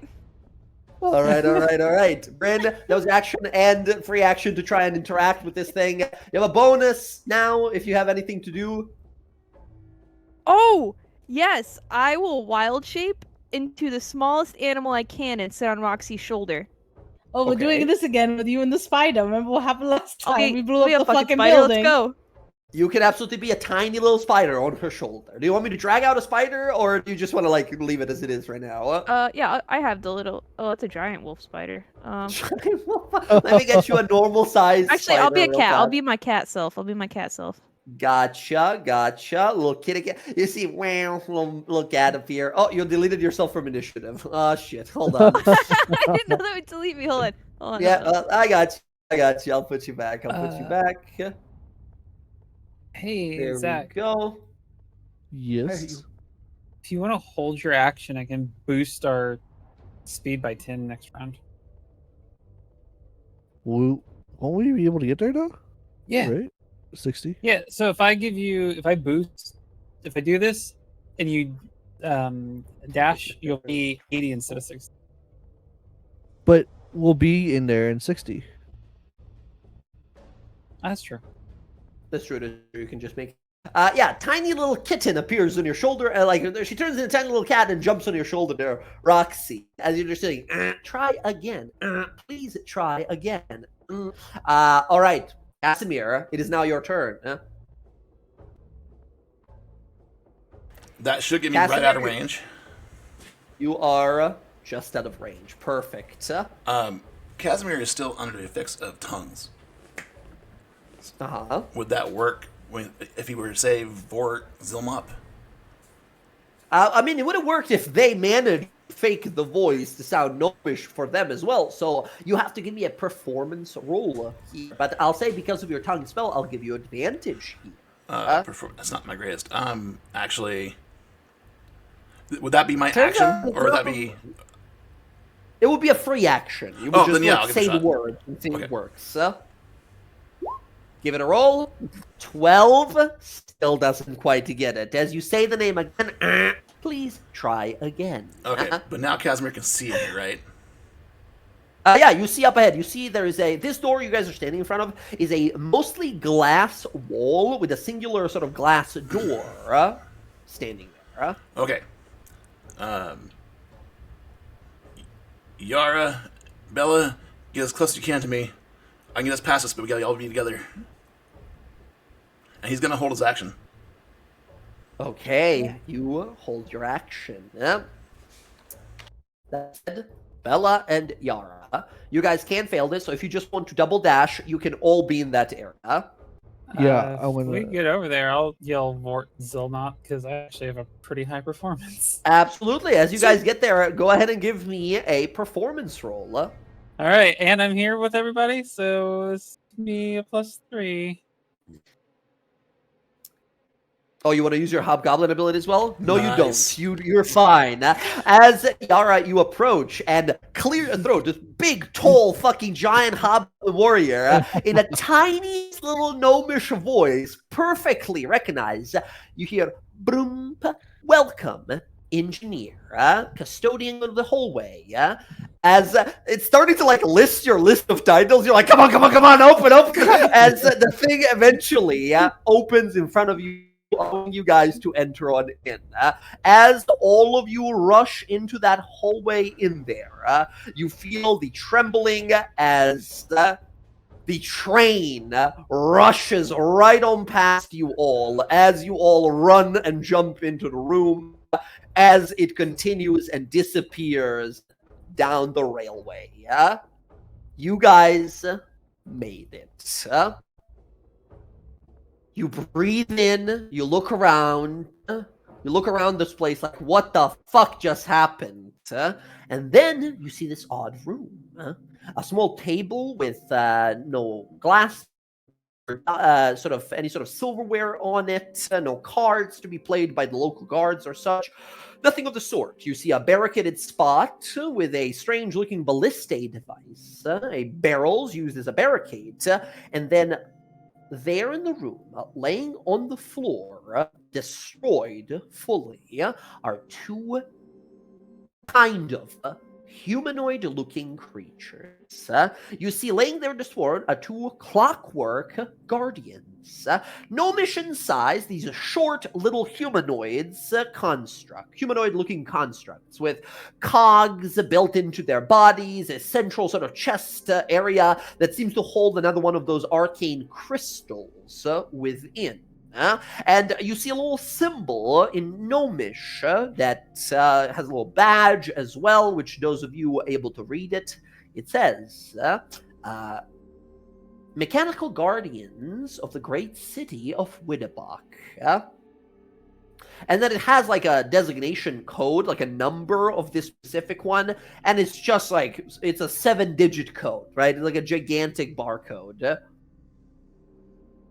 As you guys enter here, you see 2 doorways leading from here. The constructs seem to have been recently destroyed by the smoldering smoke that slowly rises from them. Does Oh, it look like the doors are like locked or like they're before you just... even go near the door, check for those wards. He's been through here. All right. I will look to see Yeah. any wards. Once again, with your rolls from before and your passive perceptions investigations, you do not find any traps here. As you realize, like, we're hot on his trail, he might not have had time to set all these up. Did anybody explain what that was? I still am reeling. I'm not sure what the city, this place is, like the city. Like, maybe there's a... Have you heard about it, Casimir, this place that has just been destroyed like this?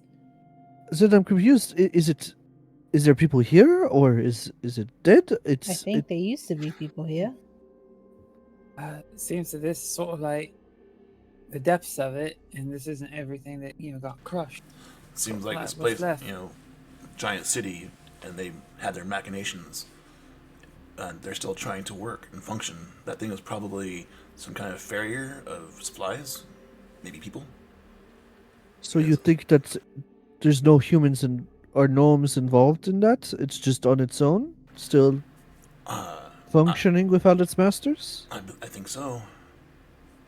Just like a construct would, yeah. You see that sparking kind of lightning magic from within it, as these also have those cores that seem to be mostly intact within them. Inspecting these, however, you realize they are much weaker versions of those Tiger Guardian ones that you've seen. Using these arcane cores will restore up to a 1st level spell slot. Just the 1st. By the way, if you wish to ever use these in a high-intensity situation like combat, it takes an action to absorb magic from these cores. Does it look like any of these doors have more like someone rushed through it? Does one look like it's just been like sitting here stagnant, and one has been like just like recently been gone through? I Like think, by the area? Give me an investigation roll.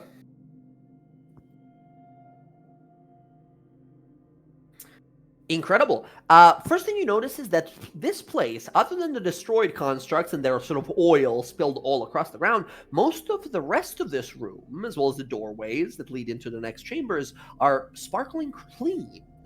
When you take a better closer look at these clockwork creatures here, you realize that not only do they have these like polearm and crossbow weapons built into them, but also a set of cleaning tools, little dusters and brooms and such. You realize that this place is probably, unless any damage has been sustained here, this place is probably going to be spotless, even after hundreds upon hundreds of years. But with the 27, you can tell that the door to your right over here, map right, has been recently opened and is slightly ajar. All right. Can I look through it? You said slightly ajar. You can only click the door there and just pop it open. Yeah. You see a corridor that continues further on. Another hallway that turns, and down to your south is some sort of a small fountain area.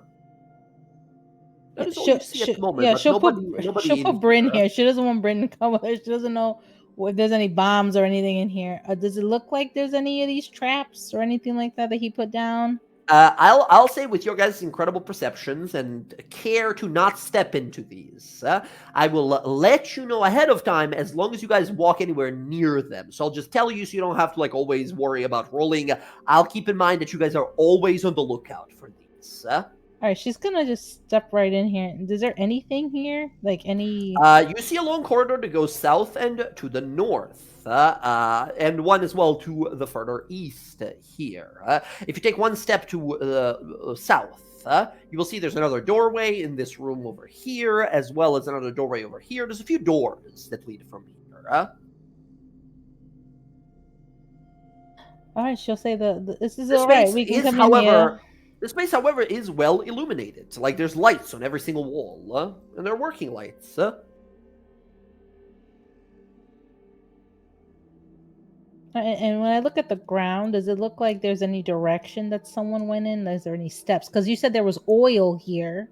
Did they step on the oil and there's like any Very clever, steps? very clever. Give me a survival roll. 23. Yes, you see the faintest residue left of these oily tracks leading that way. All right, well, you went this way.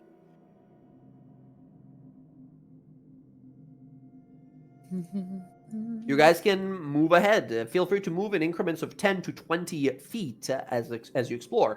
These doors, generally, if unlocked, you can totally click them and they'll just open. And you guys can sort of continue exploring and clicking on the stuff and seeing what's where. For example, Yara, when you pop that one open, you will see what looks to be some sort of workers' sleeping chambers. Sets of 12 plus beds are lined up against different sides of the walls here. There's a table to the south corner with some old books and pieces of clothing, as well as a few daggers that are laid about. Strangely enough, no rust has grown across these daggers' iron. Really? I'm gonna go pick one of those up. Yara, being a creature of the Fae, you immediately like, fuck iron, I hate it, fuck, right? Because, Fae creatures don't really have this strange allergy to iron and such.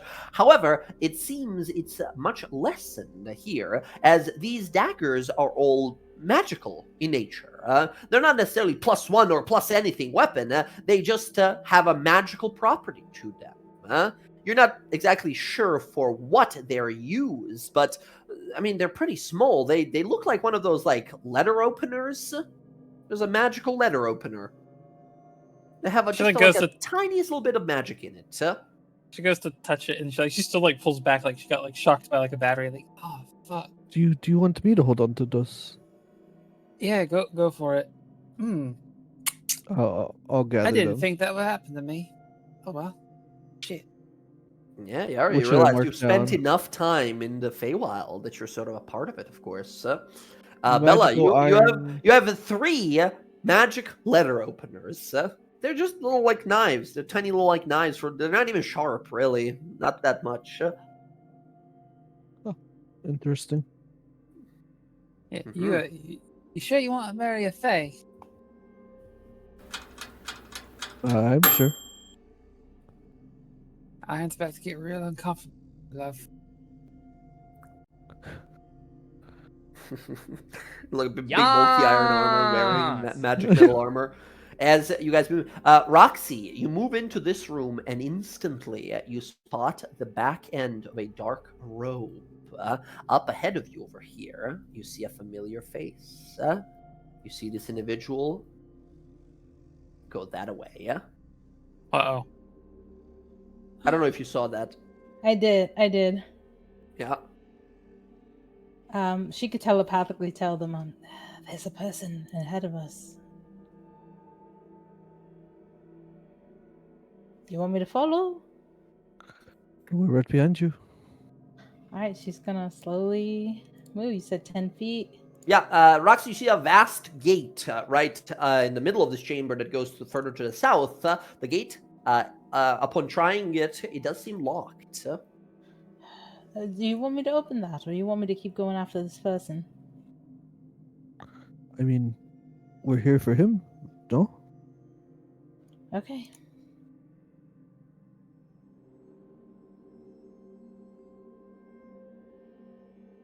I like that you can Mhm. tell Zach's double clicking to grab Bella's token because I just see the ripple like bloop bloop.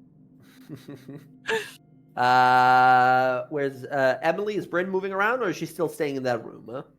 With you guys, sorry, my roll 20 was kind of like free. Wait, I gotta move both my tokens. Hold on. Now you don't need to move. If you want to, just you want to stay as a cat. Yeah. I would say layer them on top of each other, and then just like click and drag, grab both, and just move as one. Oh, whoops. As I don't do that. Either works. You know what? Either is fine. Oh, you close the door. You split in two. Oh no. Roll 20. I'm being roll 20 challenged right now. Take your Where time. did you Take your guys time. go? They went. Oh, you got lost. They went to the right. This corner and then to the right. There you go. All right, Roxy, you slowly approach here. You see a set of multitudes of doors that lead into some sort of chambers to your right. But when you turn that corner where you saw the Archmage Zekdoron disappear down, you don't see anyone. He's possibly invisible. You do see something, though. Roxy, at the very, very end of that corridor, there's another door. I don't know which door, but there's multiple doors. There's one here, right? So he could have went into any of these doors. One more down here as well. Yeah. Could you open that door, Yar? It seems to be locked, but you can try to unlock it by force or skill.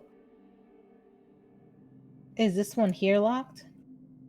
You can try Oldie's door, by the way. You guys can always just click these and see if it opens. Ah, It does okay. Well, that's cool. What? Yeah, it won't let you in. It's locked, unfortunately. Yeah. Do Assuming the lock once you get. you want me to unlock them, or you want me to? I mean, I don't know if he went to one of these. He turned the corner. I don't know which room. He could be in any of these rooms. See if the one's unlocked first. Easy to stay quiet that way. Mm-hmm. Yep, that one's That one's locked too. So must be the one at the end of the hallway. You guys sort of slowly shimmy on along here. Roxy, you get to this one, and this one's locked too. So, This one's locked. All right. Well, Is that So- dead end or is there like a corner down? There's a door where Roxy's standing on her left there. all right. I'll try to unlock this. Absolutely. Give me a sleight of hand roll. Sleight of hand or thieves' tools? Yeah, sorry. Thieves' tools, yes. 22. Takes you less than a minute, and the door is unlocked. Left for you to open. Does anyone want to open this door quietly? Actually, she'll do it. Never mind. She's thinking about everyone in here. Looks to the She eye. will do Look at it. She everyone. will Yeah, very yeah. quietly. Oh, you know what? Three people in plate. Before she gets, I'm a cat, actually. She's gonna cast Pass Without a Trace.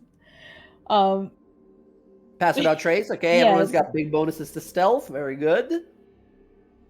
And You she's guys are, by the way, you guys are like walking around, and we see the party like blades drawn, moving around like defensive positions, and then we see a cat just slowly walking behind the party, slowly waddling along.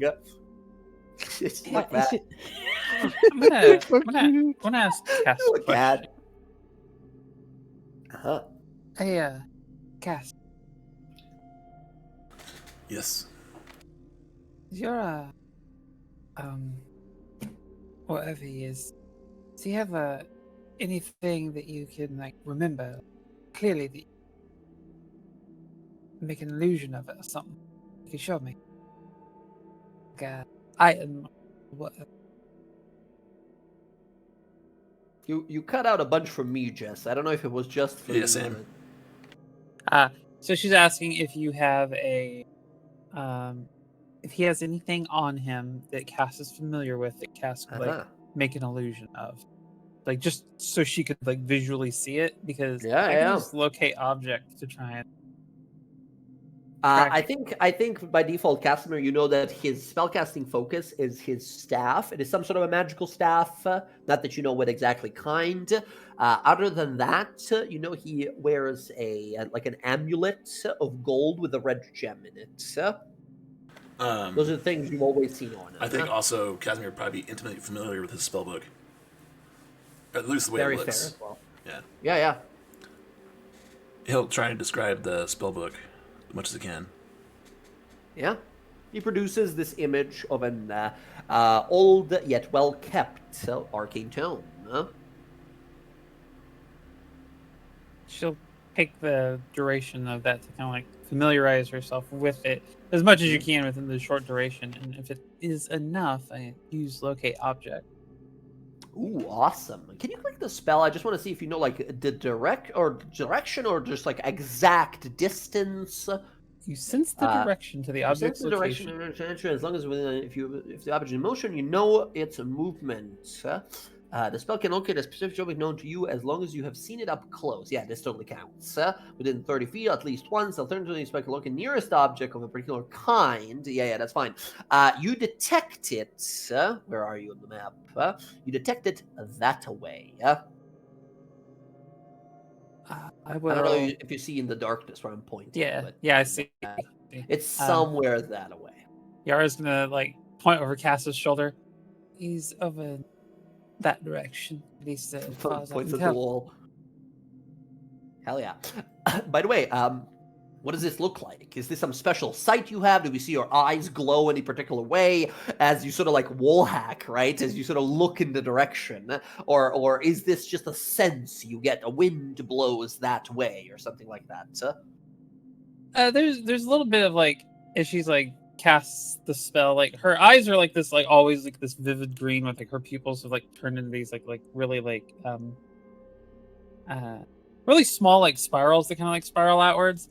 But they like the green kind of like illuminates and glows, and she looks around. There's like this like little wind that ruffles her hair a little bit, and you just kind of like see her like she's looking and she's like tracking, and she's like over there, right, that way. All right, Roxy will wait till everyone gets close. Well, actually, because they have pass without a trace, so she'll wait until they get close within range before she opens this door. Gotcha. As you guys sort of shimmy down that hallway, yeah? She's gonna very quietly, slowly open this door, since Awesome. Yara said that he's in this direction. Yeah.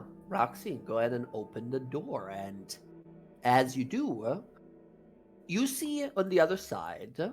You can move yourself one step forward just so you can see the full room in there, Roxy. You see a massive chamber, truly ginormous chamber, maybe 200 feet across. A velvety red sets of carpets are placed in a shape of a hammer across the entirety of this entire room. You see strange swirling magical lights come from 4 points on the depiction of this hammer. You're not exactly certain what purpose this room had, but nevertheless, you see one door across from you, one to the north, which you presume is the one that you guys originally walked by, and then one to the far south. As you look within this chamber, Yara, the direction that you're detecting does not seem to change. It seems to point beyond that door to the south. All right, since I don't see anyone else in here, she'll step forward so they can step in.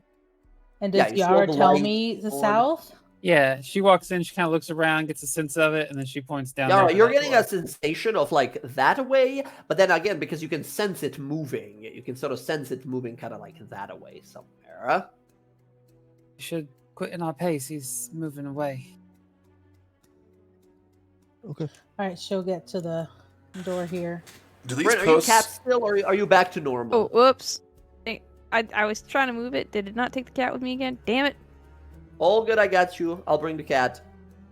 There you go, there's your cat. Are these posts on the side, are they similar to the train track one? Which ones? These symbols on the sides of the tunnel here? These things? Those are lights. Everywhere you see those are like glowing lights Okay, that so are illuminating everything. none of those metal plates, no signs of it being a track.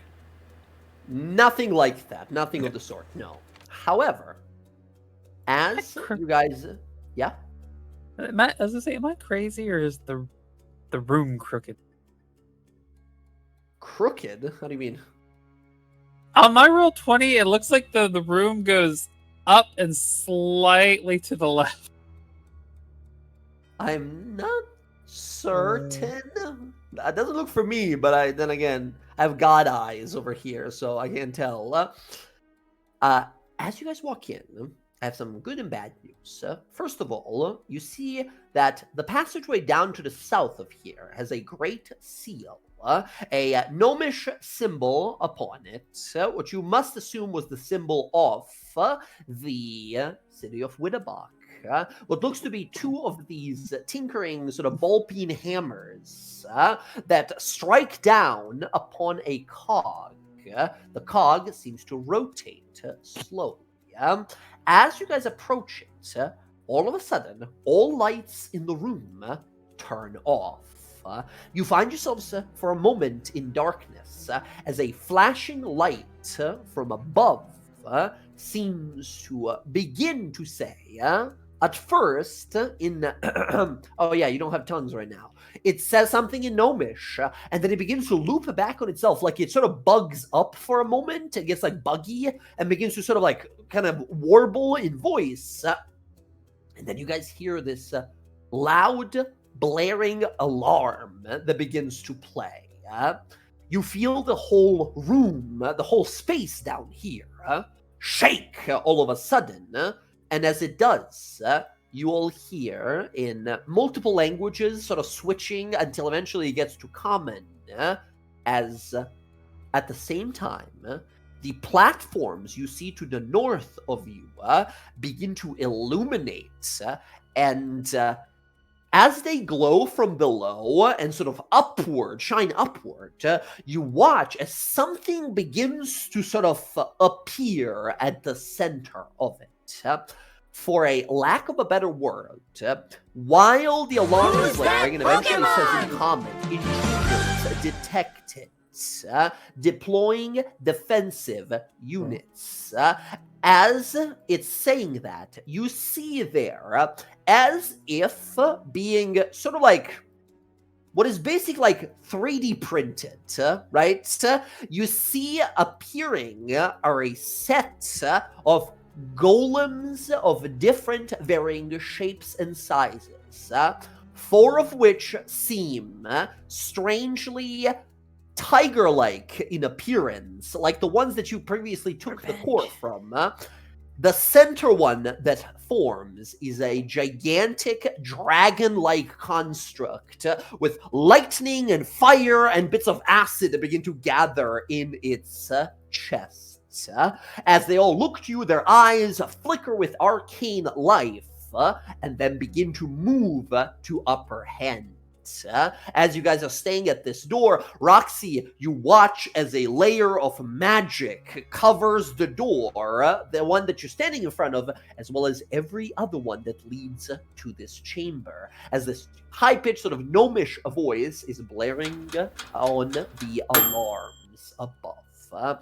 Now I need you guys to roll initiative, and now we gotta fight these instead of run away.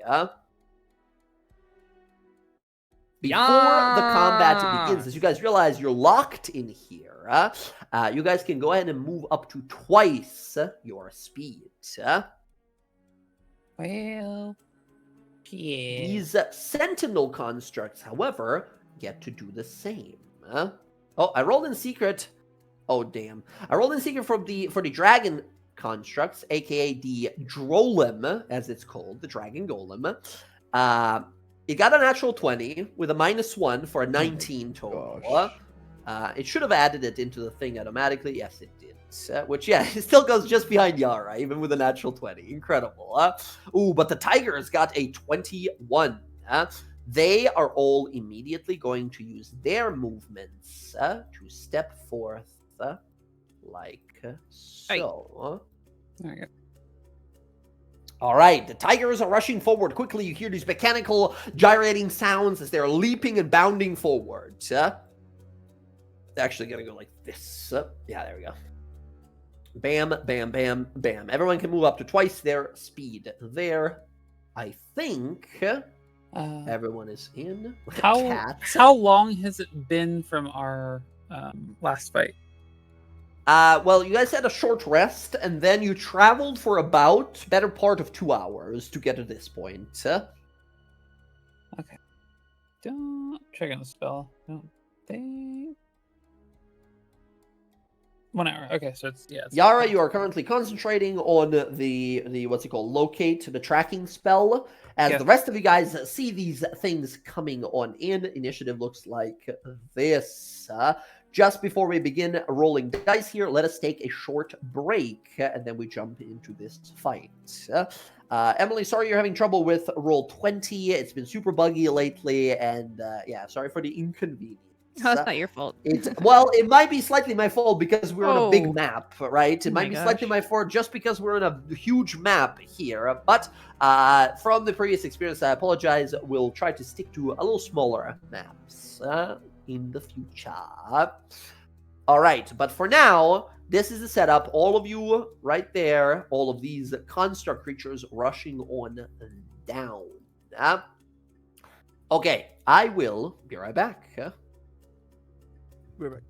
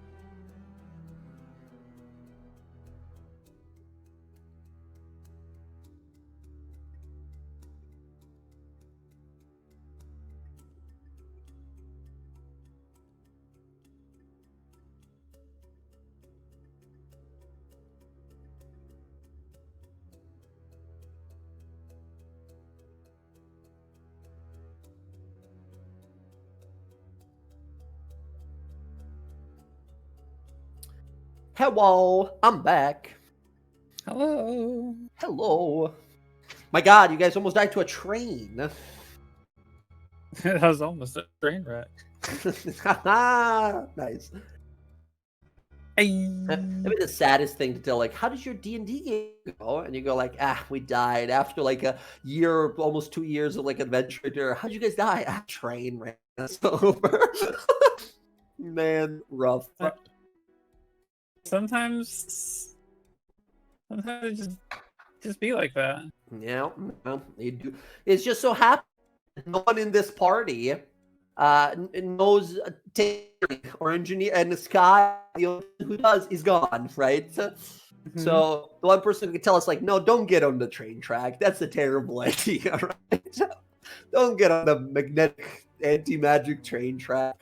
But hey, we get to experience it. We made it, and I love that the Paladin Aura actually clutched it there in the end. Helped to move everyone into safety there. Incredible. Right. Very cool. Paladin Aura has such a unique ability. Cool.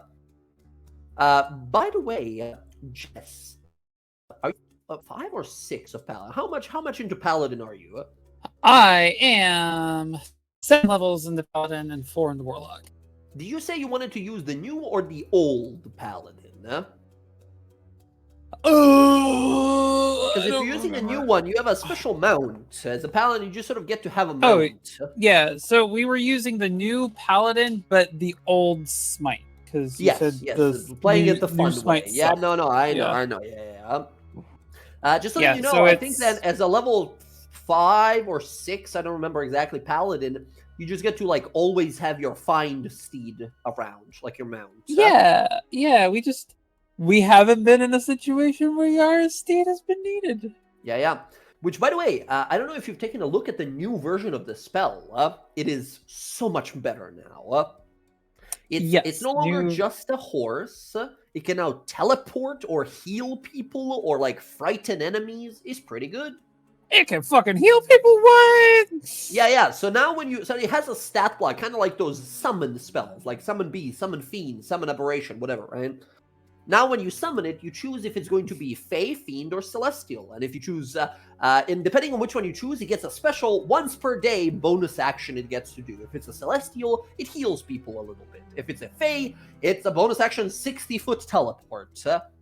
And if it's a Fiend, it looks at someone really meanly and frightens them. Which is they gave it to the Paladin specifically. Everyone was like, "What? I don't want to mount," but I don't think anyone realized that. Like, hey, no, this is actually a whole different spell now. It's a whole different thing. Yeah, no, that's really cool. Yeah. So if you ever want to be like, magical stag, come to me, right? And a giant stag mount shows up and you can ride it. You can do that. So yeah, I actually had a idea for her find steed. Faye makes the most sense because of where it came from. Mm-hmm. But yeah, I have art. Fine, right? Pinned it. Awesome. I'm sorry if you hear me chewing and eating the hard candy. You're fine. Where?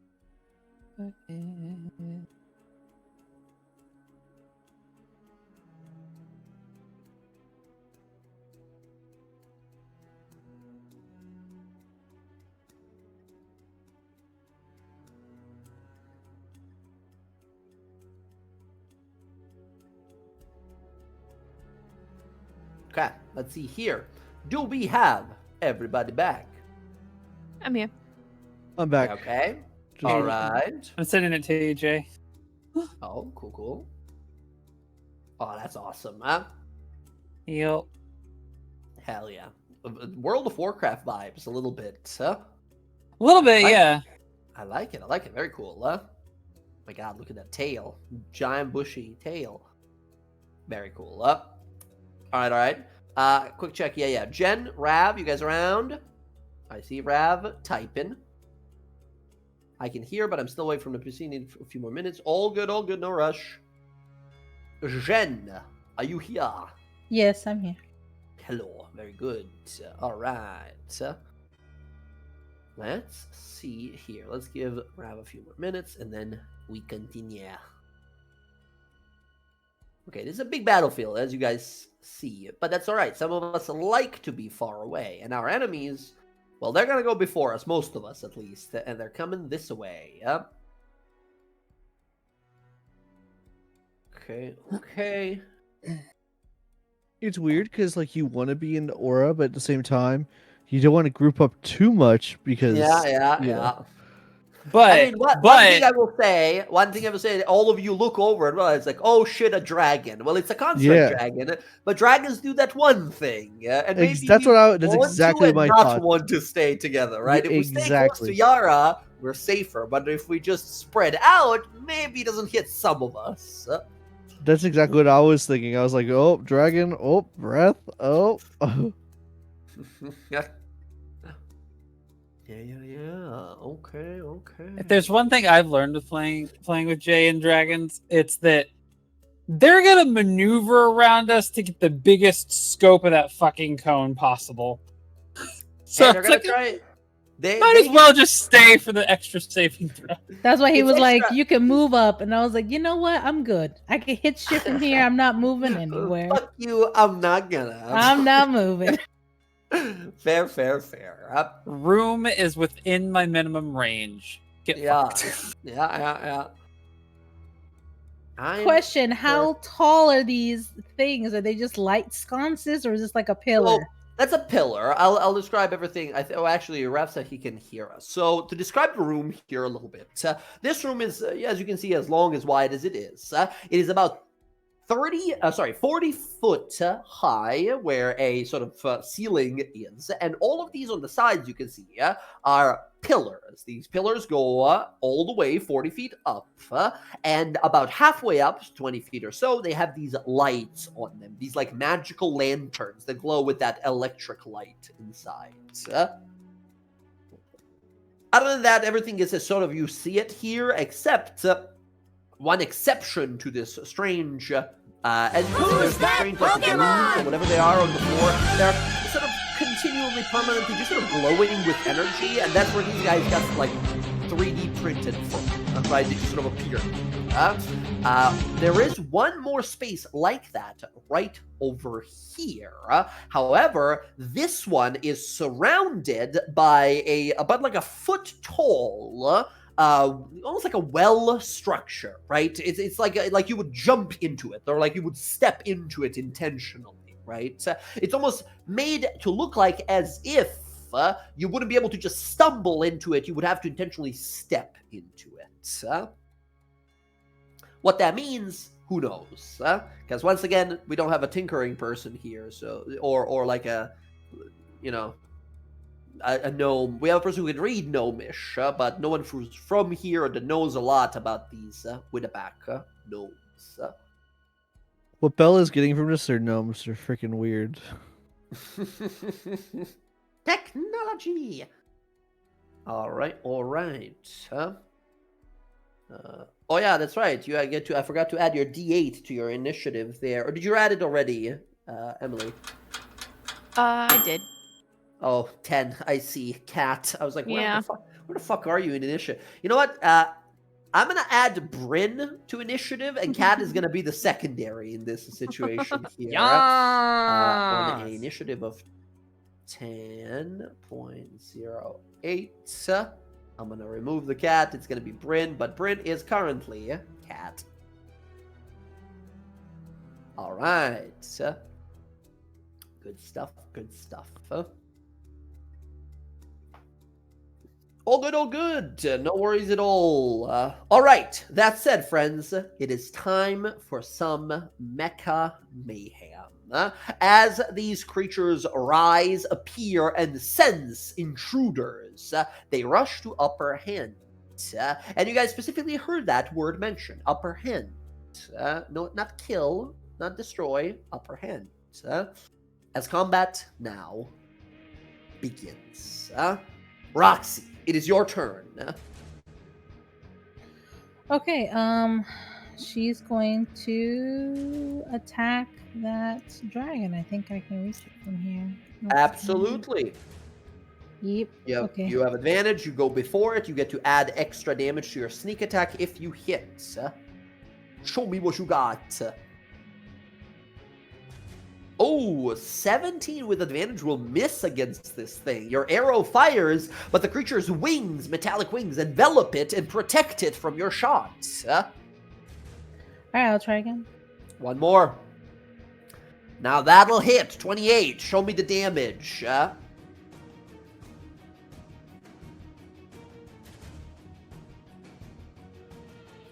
I'm gonna, yeah, I have that rogue whatever first round one. I'm Yes, you get to add damage equal to your level, your assassination ability. Ooh, very nice. Excellent fucking damage. 13, 30. You do notice the acid damage is not as effective as you would like. It is resistant to acid. That is still 31 points of damage total. Is that the sneak Boom! attack dice where like it's I rolled a 1 on one of those? Is that what that says? Yes, you got a 1 on one of those sneak attacks. You got 164. Okay, I'm gonna re-roll that because I can't get. I already used. Okay, awesome. That's extra 4 points of damage on instead. Awesome. 35 points of damage total in that one shot. Incredible. Very nicely done. She's gonna move over here. She's gonna have Quip move behind the pillar. She's bonus action. She's gonna dash so she can kind of be behind the pillar here because she doesn't. Gotcha. Sounds good. Sounds good. You fully sort of obscure yourself here. Yeah, and that's my turn. Very good. Roxy, that is going to be you. So we go to these clockwork tigers. All of them are going to move in sort of unison here. You watch as all of them stop for a moment. They get sort of down low to the ground. Their eyes glow and their chest glows. And there is this arcane pulse that seems to sort of link them. These magical lines link 4 of them, and then they link to the dragon. As they sort of, their eyes sort of glow for a moment. That's going to be their bonus action to do their... A thing that they do, and then they're all going to move. They move by the default movement of 40. 4 of them rush on ahead, like so. The 2 in the back are going to take that dash action. Actually, no, all of them are going to take that dash action to get into inconvenient locations, trying to flank as many of you guys as possible, surrounding you, but that is going to be their full action as they just get into your faces. Yara, you see standing there in front of you, you hear it. This ticking of metal gears is all that hints at the presence of a pair of these feline-shaped metallic creatures. They move quietly. They are bronze and steel with sharp metal teeth and razor-like claws as they stare you down. Their eyes normally blue, but once they got sort of in front of you there, they turn full-on red as they sort of spot you. That's what these kitty cats look like. Neat. What you got? I'm just fucking looking at this battle and then seeing this fucking goofy cat just in the middle of it like that. Hey, how's it going? All right, what you got for us? I'm curious. I want to try something. At least get it out of the way the first turn. Uh-huh. I'm gonna use a phase step, and I'm gonna go into this thing and see if it like Tony Starks me. Aha! You teleport into this thing. You feel a low hum of magic from below you, but other than that, nothing seems to happen. You see some runes light up, feeling the pressure that you sort of put on it, but it doesn't seem to do anything or activate or anything like that. It seems to be waiting for you to do something. Waiting for me to do something? That's about the sense you get. As you step on it, some runes light up, but nothing really happens. can I mimic the gnome's voice again and say like activate? Like, Oh, my connection's going all over the place. Sorry, what did you say? mimic the gnome's voice again and say like activate? Yeah, give me a performance roll.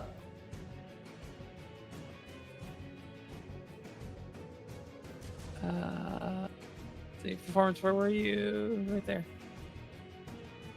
26. Incredible. Damn. As you say in the gnomish voice, activate, you watch as the runes light up. And from the pillars that are adjacent to you guys, you watch the pillars open and pouring forth these bowls of mechanical steel that unravel and stand up as these clockwork warriors. All of them look confused for a moment and then kind of look to you and just make this like gnomish like blah, blah, blah, blah, blah, like noise at you, right? While staring in your direction. Oh, cool. I point at the dragon and the cats and I say, defend us. They immediately go to defend you. They rush over to fight these tigers. Oh my gosh. As they will do so on the initiative of 14. So soon enough. All right. That said, as this was happening, as you took you a moment to figure all of this out, that will be your action to summon these in here. Yeah, so bonus action. Very good. All right. You have some of these clockwork watchmen now seemingly on your side. Excellent. All right. Yara, I think that's going to be your turn for now. Yup. Next up, we have the Drolem. The Dragon Golem is going to move. It lifts off the ground, but its wings don't like sort of flap like a normal dragon's would. They just sort of open, and these jetpack fuel sort of like flame bursts appear behind it, and it's like a rocket. It flies towards you. It lands over here. It is going to look out towards Bella and these two watchmen over here. It lowers its head down, and you hear, and the sound you hear here, have you guys watched any of the new like Godzilla movies? You know the sound he makes before he unleashes the like atomic breath, like whoa, whoa, whoa, whoa, whoa, whoa, whoa, whoa, and then blast. In this case, a blast of incredibly cold energy as Bella, the tiger here, as these two watchmen will be impacted with this dragon breath blast. Ooh. Bella, that's 50 points of ice damage if you fail a DC 18 con save. Con? This is a Constitution saving throw, yes. Okay, I have hope here. Let's see. Oh, man, really? Okay. All right, there we go. Unfortunately, this is just a big old blast. Now, most of the dragon breaths are not magical. This one specifically is because it is a construct, so you do technically have advantage on this. Oh, well, I got it then. Nice. That said, that's 25 points of cold, as these guys all, as you guys imagine, being powerful constructs, have something called magic resistance. That means they also have advantage here, as do these little clockwork guys, these little soldiers that you guys, that your friend Yara has summoned. They, with advantage, one of them succeeds, and the tiger succeeds. The tiger takes 25 points of damage, and the other two take 25 as well. These little guys are now bloodied. They seem to be a lot weaker than these big tigers, but they're still standing. Yeah. That is going to be the dragon's breath as it unleashes it, after which it raises its head, it opens its wings out, and this dragon is nowhere near the biggest dragon you guys have ever fought. It's maybe 15 foot tall, it's got a long in body, obviously very mechanical in appearance. It sort of is made to look like a blue dragon, but as it sort of clicks its head to the side, you watch the coloration of the plates begins to sort of switch and flip to a darker, sort of what looks to be a red coloration next. As you watch where there was cold and ice building up before, now jets of flame begin to appear in its mouth as you realize next thing coming out of this thing is fire. as it sort of spreads its wings out and roars, you hear this like loud whoa, whoa, whoa, whoa, whoa sound that sort of immediately grates against your minds, trying to sort of daze you and frighten you. It is going to use its Frightful Presence ability. I need all of you guys to give me DC 13 wisdom saving throws, or you become frightened. Less so frightened of this thing, but more so sort of impossible to sort of look away from this thing and are distracted by it. Or of devotion. You can't be charmed. This is charm, not frightened. Yeah, I've got one thing that like pertains to. No, you do. At level 10, paladins get a thing that just says like everyone around you. All paladins get. Yeah, that's right. But not there yet. Casimir, you're not in the aura at the moment, so that is going to be a fail. Yara, you succeed. Bryn, you succeed. Bella, I need you as well. And wisdom, Roxy, you said, right? even though this thing can't see you, you can hear it, and that's what frightens you. Oh, I have to roll it too? You do. It's 120-foot range. I believe you are within range of 120. Yeah, you are. It doesn't see you, but it doesn't matter. You can hear it, and the sound is sort of like attacking your mind. Whoa, whoa, whoa, whoa, whoa, whoa, whoa, whoa, whoa, whoa, loud. Ooh, Roxy. Oh no, somebody with a bad bass system. Bad woofers. All right, Roxy, you are frightened, which is an especially bad situation for you. Which means that being frightened means as long as you can see your source of fear, which you can see right now, you can't move closer to it. You are in a corner. You can't go you can go this way, right? But you can't. You're sort of stuck in a corner. You guys are currently frightened here. Roxy, actually, Quip needs to make it as well. Here, I'll make it for Quip. Quip has advantage because he's a magical minion. He succeeds. Oh wait, he gives me advantage being with 10 feet, right? Does that count? That's right. His magical innate magical resistance he shares with you as your familiar. Oh, it doesn't fucking matter. Nice. So here's the thing about Quip. As we know, his one defining feature is he's a coward. His flaw is that he rolls saves against fear with disadvantage. He has advantage because it's a magical thing, which makes it a normal roll, which is an 8, which means he's just screaming in fear, horrified. He is frightened. You, Roxy, however, even with advantage, Roxy, you are frightened. All right. Casimir, you are as well. Who's that Pokemon? The other golems immune to the fear type effect. That is the creature. We have these clockwork guys. All of them are going to go ahead and make a single halberd attack against these. First, the two on the right. One hits, second misses. Two on the left, miss, and a miss. Okay, one that hits does 11 points of slashing damage to that one. Not bad. Bella, it is now your turn. Bryn, up next. Awesome. Okay. It got a little chilly in here. Got a little chilly. Yeah, I'm kind of pissed at this dragon now. Yeah, we're going to stay put. I'm going to manifest Echo, though. Awesome. Boom. And just going to go right here with the Echo. Very cool. And the Echo is just going to go down on the dragon. Let's go. Absolutely. Mess it up. Here's 3 attacks from the Echo against the dragon. Here we go. Go ahead. Boom.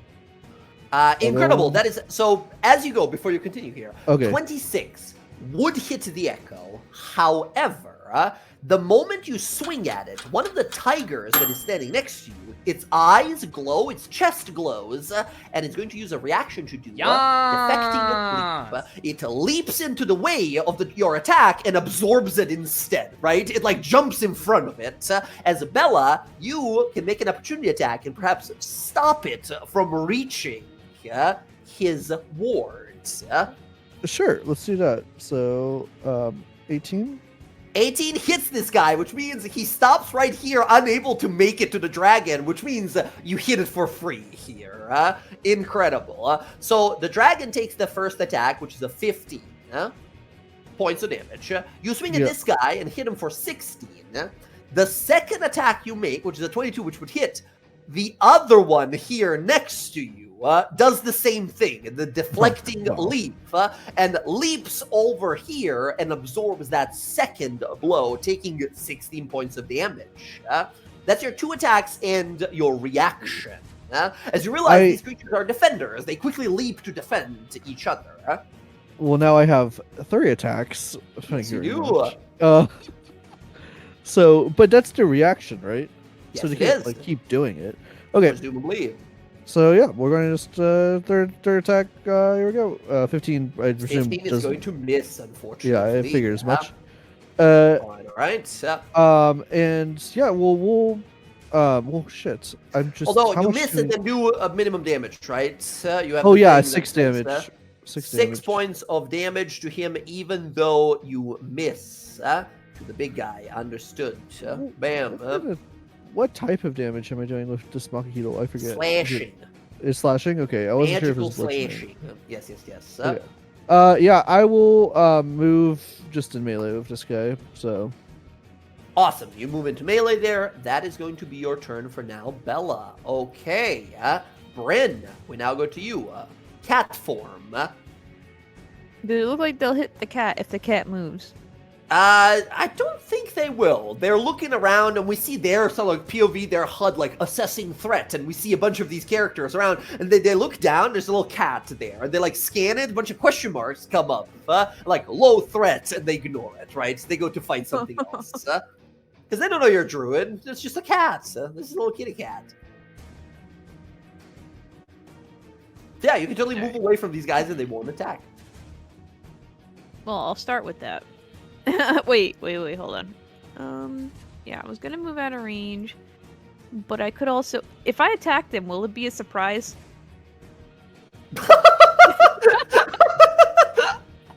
You know what? Because these things don't know what a cat is and don't know what a druid is, I'll say yes. Should you untransform and make some sort of an attack type roll, I'll give you advantage. Okay. My God. Well, I love aw, D&D. man. This is the stupidest game. Fuck yeah, that was awesome. The cat's casting lightning moves. What the Yeah, fuck is going exactly. on right now? Well, I don't want to use lightning because they're constructs, so I have a feeling they're gonna kind of be. Lightning is not necessarily like weak against constructs. Some of them, perhaps. Like you have a suspicion, like that guy has like lightning and fire and cold powers. He's like a bunch of elements. Might not work against that guy. These other guys, they're just piles of metal. All right. Well, I don't have. I had to. Oh wait, no. I have. You can attune to multiple things. I forgot that you gave us an extra attunement slot. Yes. Yeah, I'm gonna use my item, my staff. I'm just gonna pull it up. Tempest. Very good. I'm Awesome. gonna Which of its use, abilities? I'm gonna use. I think I'm gonna use a lightning strike, but I want to see This if cool I can thing. grab them all.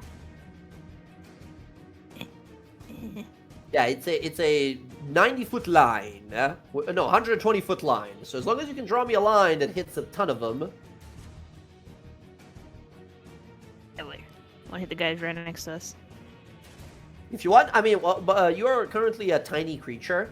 So if you want to, I mean, you might have to sacrifice some of these guys, but you could go like here and do a line like that. I could. Well, actually, if I went here, I went like here. Yeah, once again, these guys, the footmen, the soldiers, they're on your side. Those are the guys that Yara is helping. Whoops. Yeah, those are helping you at the moment. Looks like they're allies. Yeah. Fuck 'em. No, just kidding. No, then I'll assist Bella. Then I'll get these two guys right here. I'll move the kitty. I'll move over here, and then I'm gonna fire Gotcha. my laser. All right, as this giant clockwork tiger looks down and sees this little kitty cat as its eyes begin to glow with lightning, and then a sort of like a wind begins to and fog begins to wrap around you, and we see Tempest come forth and blast through. What's that lineup? That was the two big cats. Two big cats. Awesome. Roll me the damage of the lightning strike. I I don't will know. say I'm gonna because channel this is like divinity. Oh, I don't wanna. Incredible. So I will give them disadvantage here on their rolls, which with their magic resistance makes it just a normal roll. Here's the first one, 8. Here's the second one, yeah. the natural Yeah. 20 still. All right, so that's a 9d6, right? I think it's For a total 98. of- Hold on. I think it's 6, but give it a look. Hold on. I just closed it. Lightning strike is. Oh, you're right. 96. That's 54 points of damage. The one that succeeded in front of Bella takes 27 and is barely... Oh, no, it's bloodied at this point. The one in front of you that took 54 is instantly bloodied as well, as you unleash this lightning strike forward. As they look to you immediately, and we seem like not computing error, right? They're trying to figure out how is Cat person all of a sudden. You threat assessed. All right. Very, very good. Bonus action. I don't have It was any bonus more ac- wild it was shapes. bonus Never ac- mind. Bonus action for you to turn back to a human. That's how. Yeah, I don't wild have any shape. more. Alrighty. You guys took a short rest. You should have both of them back. After the fight. They Um, come back on a short rest, I think. Oh, did we short rest? I didn't think we short rested. You short rested after you kill those fiend Okay, well, I have things one then. upstairs. Alright. My Barin, lightning strike that's is gone. You. Alright. Okay. Casimir. Now it's your turn. You have one of these creatures next to you. Yeah, and Casimir doesn't like it, but he knows what's going to be happening in the future, and he's trying to save his energy for that. Can he? Are these creatures innately magical? Definitely. Okay.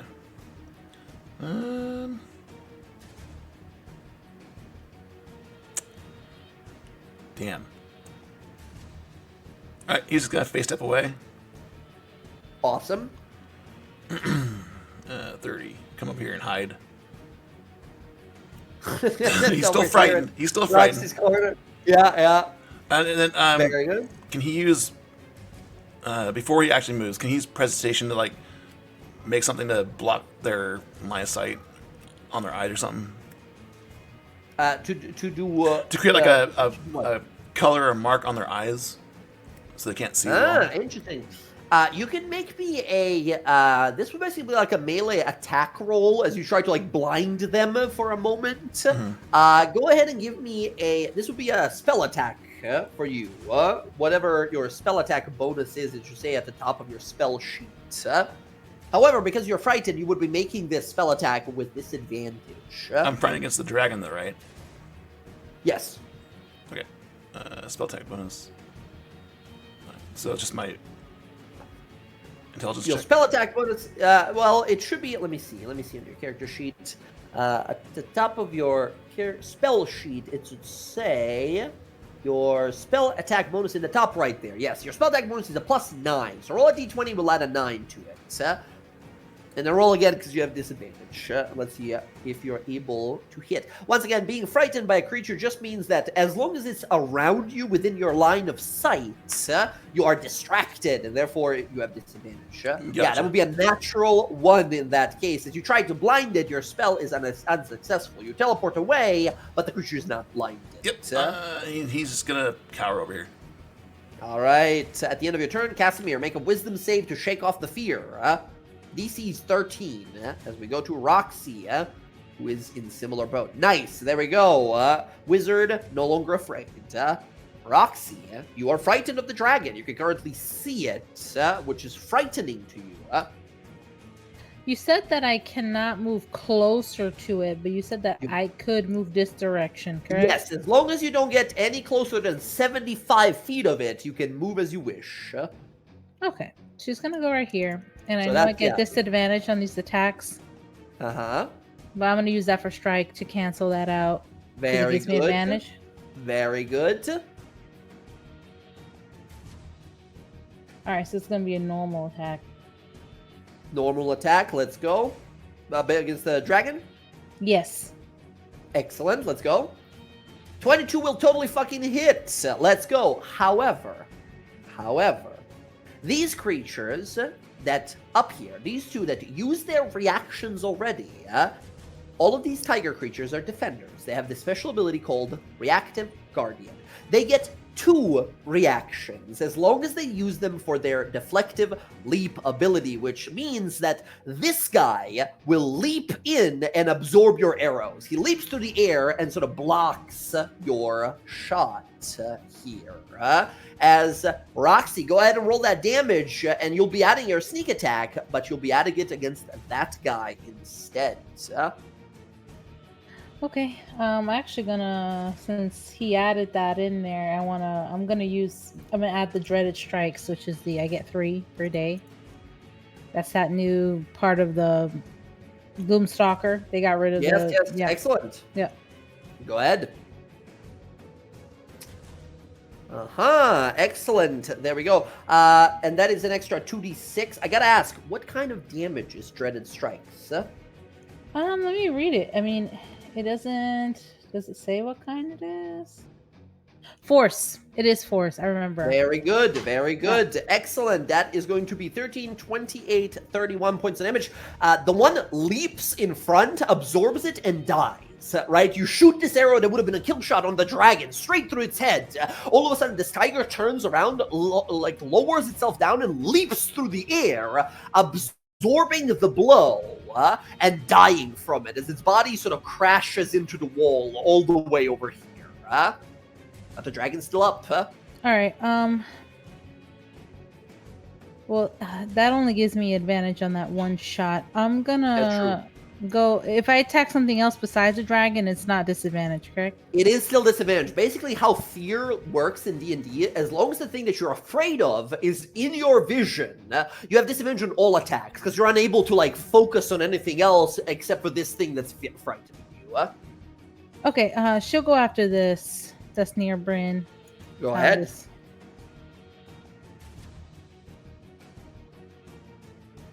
That is a 22. That will hit. Let's go. Roll the damage.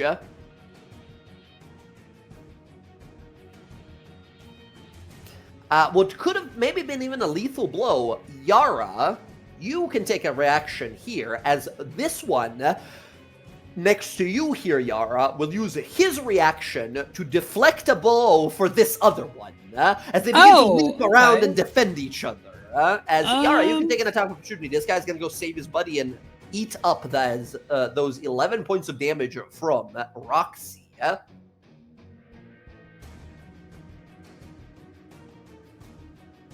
Oh, that's just a 23. Ignore Sacred Weapon. 23 hits. There we go. 10 points of damage to this guy. Why not? Hold on. Who's that Pokemon? Where'd it go? Button.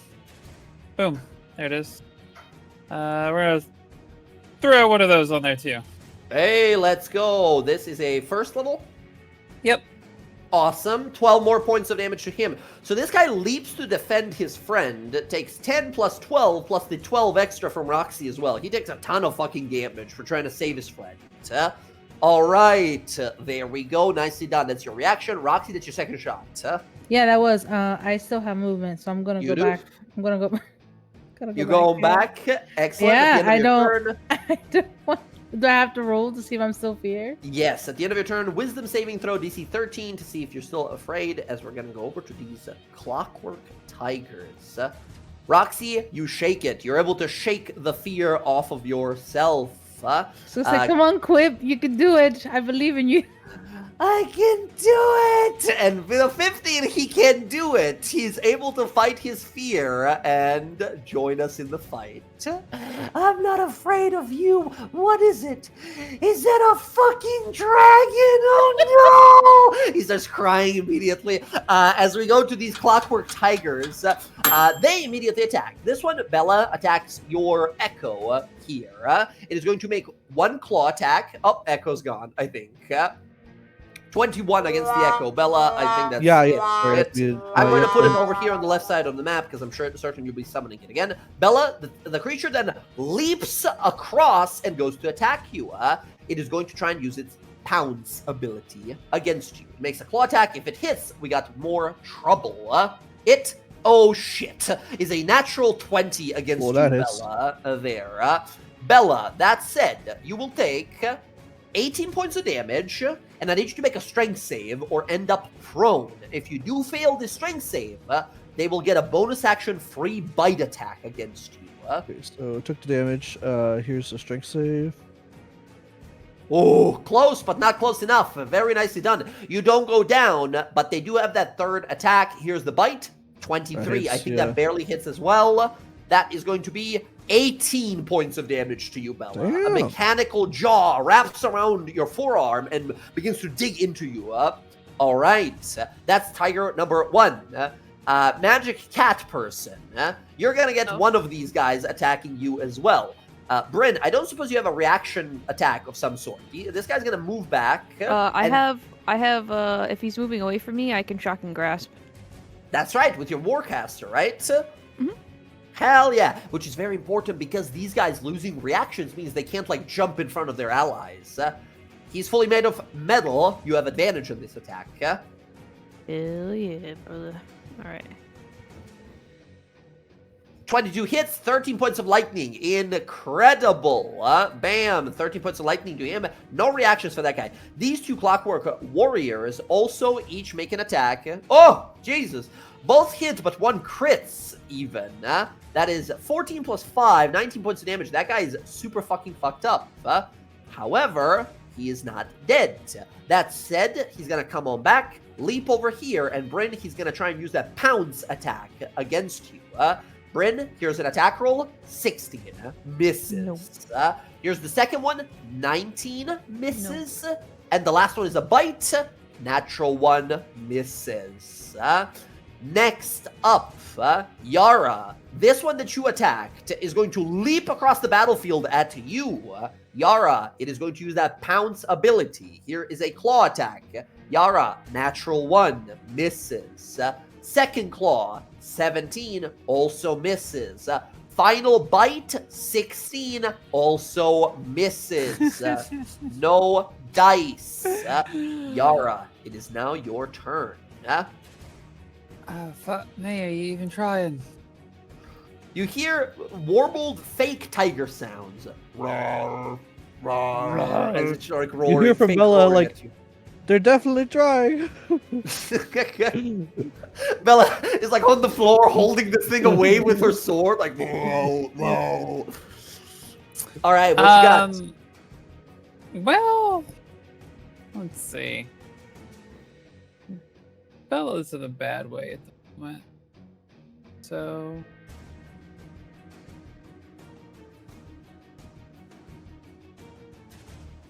let's see here. Let me use my bonus action. I'm gonna do another Step of the Fae. Step of the Fae, you're gone. Yep, I can get right here. Okay. All right, I'm gonna take that axe, and we are gonna 29.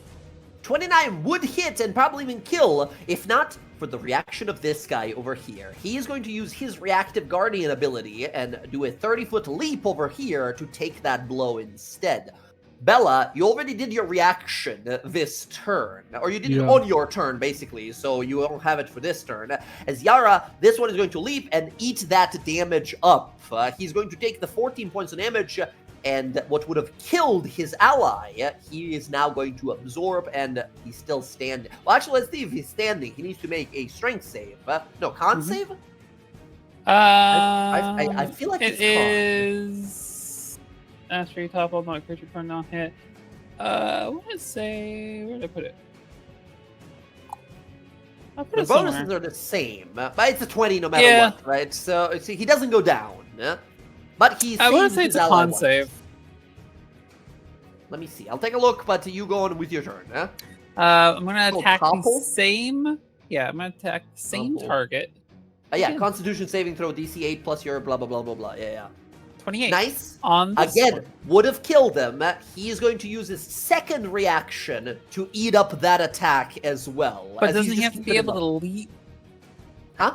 Doesn't he No, have to be able no, to that's a description of the ability. He basically just says he moves up to 30 feet, and he doesn't need to move necessarily, but he can as a part of his reaction. Which he will take another 12 points of damage here. Make another con save again. Natural 1. He goes down. This time, you leap up, and as he jumps into the way, you send him to the floor. Boom. Perfect. All Well, right. Did what I wanted. Got it off Bella with no issues. Yes, very good. There we go, there we go, there we go. Next up, the Dragon Golem. Of course. It regains its breath weapon ability as it looks around the room, assessing threats. Oh no. I mean, yeah, it is going to fly right in the middle of the battle, and it's going to aim down straight towards Casimir and Roxy. Casimir hasn't been a threat, though, at all. Well, but Roxy is, though. As it's going to look back there. You guys have some cover here, as its scales are going to be shifting here. Let me see it. Quick roll here. I don't think so. No way. It is going to unleash a fire breath into that corner here. Actually, I might be able to get more of you guys. No, it has to damage its tigers, so it's not gonna do that. Roxy, Casimir, and I believe Quip is like either immune or resistant to fire. But this creature flies over, opens its mouth, and hot flames begin to gather. And then this fuel explodes forward, igniting as it goes. Roxy and Casimir, that is a con save, or you take 53 points of fire damage. Casimir, you are resistant. Quip is resistant. He is not immune. He's only immune to poison. Okay, he needs to save, or he's, I think, dead. Okay, does he roll this at advantage or no? He does, yes. I'll roll for him. You can roll. Oh my god, I did it! I did it, Quip! It's a fucking dragon! He's just screaming. He succeeds, taking half of the half, so 53 becomes 26. 26 becomes 13 damage to Quip. Casimir and Roxy, give me those con saves. Do I make this at advantage because you of do Quip? because he's alive, yes. I'm gonna roll like shit for me, but it's okay. God. 16, so okay. close. It's so okay. close, but not quite. Roxy, 53 points. I don't think you have, those would actually, evasion wouldn't work here anyway. I don't have evasion. I'm not, yeah. Not I mean, I don't know if Uncanny Dodge does that for that kind of damage, right? Dodge, just attack roll for Uncanny. Casimir, give me that con save, Ooh, 11. Okay, Casimir, luckily you are resistant, which means that 26 points of damage to you, Casimir. Okay. There we go. The creature looks around, realizes there is a grouping of people. It can unleash its attack without harming its allies, so it is going to do just that. It flew, it can't move anymore. It is going to end its turn right there where its tigers can protect it. Next up, we go to the Clockwork Watchmen. They run at the fucking dragon. All of them are going to... Actually, these guys are going to run to this guy who's prone and take their free advantage. They're each going to make 2 attacks. This is with advantage against the prone guy. Go, my little minions! Minions do 12 plus 6, 18 points of damage. They're nearly kill this one as they chop into him. The other 2 approach the dragon and do the same thing. 23 and an 18. They hit. Then 18 barely misses. Ignore the crit damage. That's 8 points of damage to the dragon. Actually, no. This one down here is going to use that reaction, jump in front of the way, and take that 8 points of damage instead. Okay, Bella, we now go to you. There's quite a few injured foes. Finally, my turn. Uh-huh. Okay. Yeah, let's see if we could finish off some of these tigers. They're freaking annoying, so we can get to the main course. Uh-huh. Let's say summon the echo in back here. So I'll just bring it into melee, try to get in melee with both of these guys if possible. Yeah, and I'll just swing at this one. Tigers are out of reactions for this turn. So, fuck them up. You have advantage. Here we go. 7 points of damage. Tiger down. This one is destroyed. Great. Next one. I don't want to be that person, but this guy only used 1 reaction. Yeah, I If you know, were- but he's not gonna use it. He's here to save the dragon. He has to save it for the dragon. That's their programming. They have priority defending. All right. The second one. I tried to give Rupin up for you, Cass. Yeah. I noticed. 17 points of damage. Very good. That is going to kill off the second tiger as well. Only Nice. one remains. I will go here. Uh-huh. And yeah, I'll make my third attack against the other tiger here. Go right So, ahead. I'd like to see you 31. try. Did you fuck? Yeah, no, that'll hit. 17 points of damage. Very good. This one's bloodied now. All right, Bella, that's 3 attacks, unless you're unleashing. Yeah, I did my thing, so I'm saving my stuff. All I have bonus action to right. summon Echo. So yeah, that's it. Understood. Bryn, we go to you next. Casimira up next. Oh, well, those are dead. Yeah. Yeah, so I'm gonna. Yeah, okay. I'm gonna pop Aura Vitality. Ooh, awesome. 1 minute bonus action, you can heal people. Incredible. Yes. Yeah, so I will. I don't think they Let buffed me- that one, right? Uh, Right. I'll take a look. You going with your turn. Yeah, I will use it. No, it's the same. Six. Wait, am I looking at the wrong one? Oh, I'm Oh, looking. they- I was like, why is it showing me not the They, description I thought I had? Did They buff buffed it in a way that it now can heal undead and constructs. That's it. Previously couldn't. No. Okay. So, yeah. Well, I'm gonna throw. Okay, so I'll throw Roxy, an Aura of Vitality. She's too far right now, I think. She I think is? you gotta walk up Is a it little. 60 feet? 30 feet. Oh, I can't read. It's fine. There's no one around you. You can just walk up. Yeah. But yeah, there we go. That is going to be nice. That is 10 points of healing to you, Roxy. Yeah. Much better. All right, and for my turn right now, that's it. I don't. Yeah, I'll save the last wild shape just in case. Yeah, that'll be my turn. Excellent. Bryn, we go now to Casimir. Casimir, your turn. Casimir. Survive the flame. Uh-huh. Yeah, Casimir's like singed and hurt. He's gonna try to help take out the tiger. Hell yes. You fear no flames as you unleash your own. Oh, 24 points of damage. Casimir, you kill the tiger outright. As you step forth and conjure this blazing orb of flame and unleash it forward, it slams into the creature's side and then detonates and releases scraps of metal in all directions. Only one golem remains. And then he's gonna, knowing that flame breath, he wants to take as much cover as he possibly can from it. He's gonna hide. Awesome. Yes. You rock like pushing around in this corner. Excellent, Casimir. Nice and sweet. Very nicely done. Roxy, your turn. No longer afraid. You and Quip both alive. She's gonna tell Quip is getting crowded here. We gotta go to the other side. We don't want him to breathe on us again. She's gonna run this way, and she's gonna shoot at the dragon.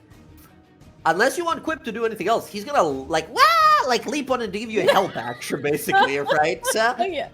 I'm not afraid of you! And he leaps at him, and you see him like climb inside of his body, and there's a bunch of like sparks flying from inside. As yeah, you can go ahead and have an advantage on this attack. 25, amazing. With advantage, that totally hits. Roll that damage. Oh, very nice. Okay, max damage. You rolled one on the sneak attack. Everything else you rolled pretty max. If you want to reroll that. Yeah, I'll reroll that. All right. There we Yeah. go. Nice. +2 to that then. Yeah, And the she's second gonna- attack. Yeah, she's gonna shoot again. Let's go. No advantage this time. This is just a straight up roll. That totally hits as well. Show me the damage.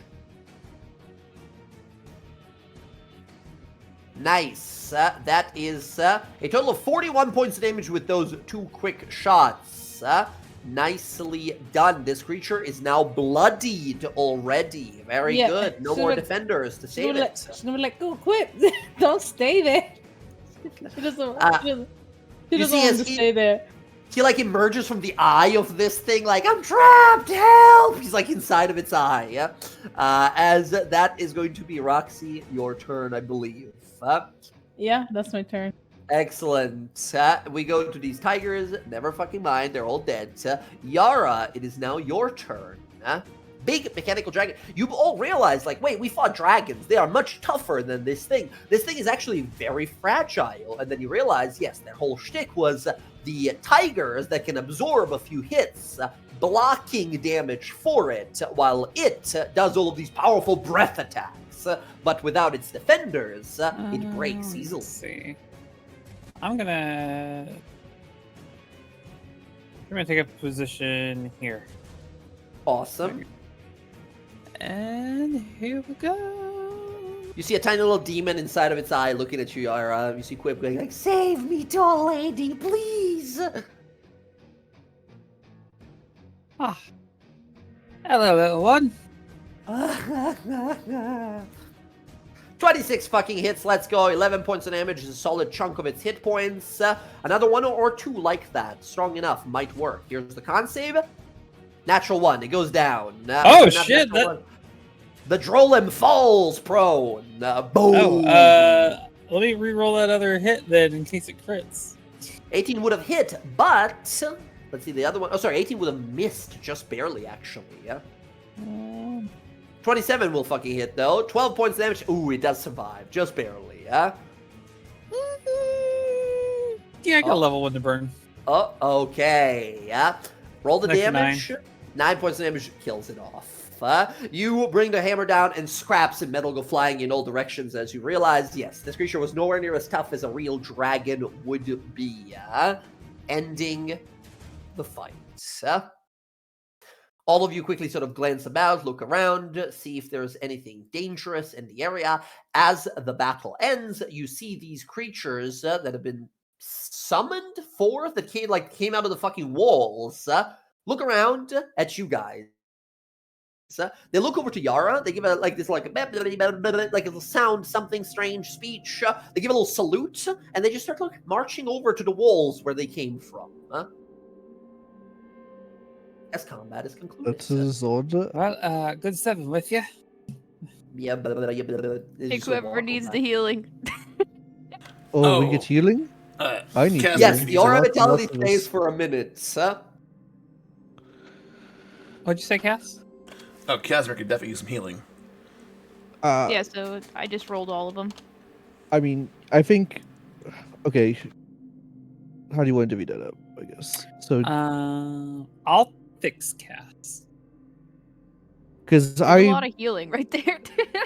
Yeah, there's I a need- lot of fucking heal. There's like 9 rounds of healing that she has, which is empowered by her druidic sickle weapon, magic weapon that she has. So let's go down the line here. How about we start with Bella and keep going until she's like filled.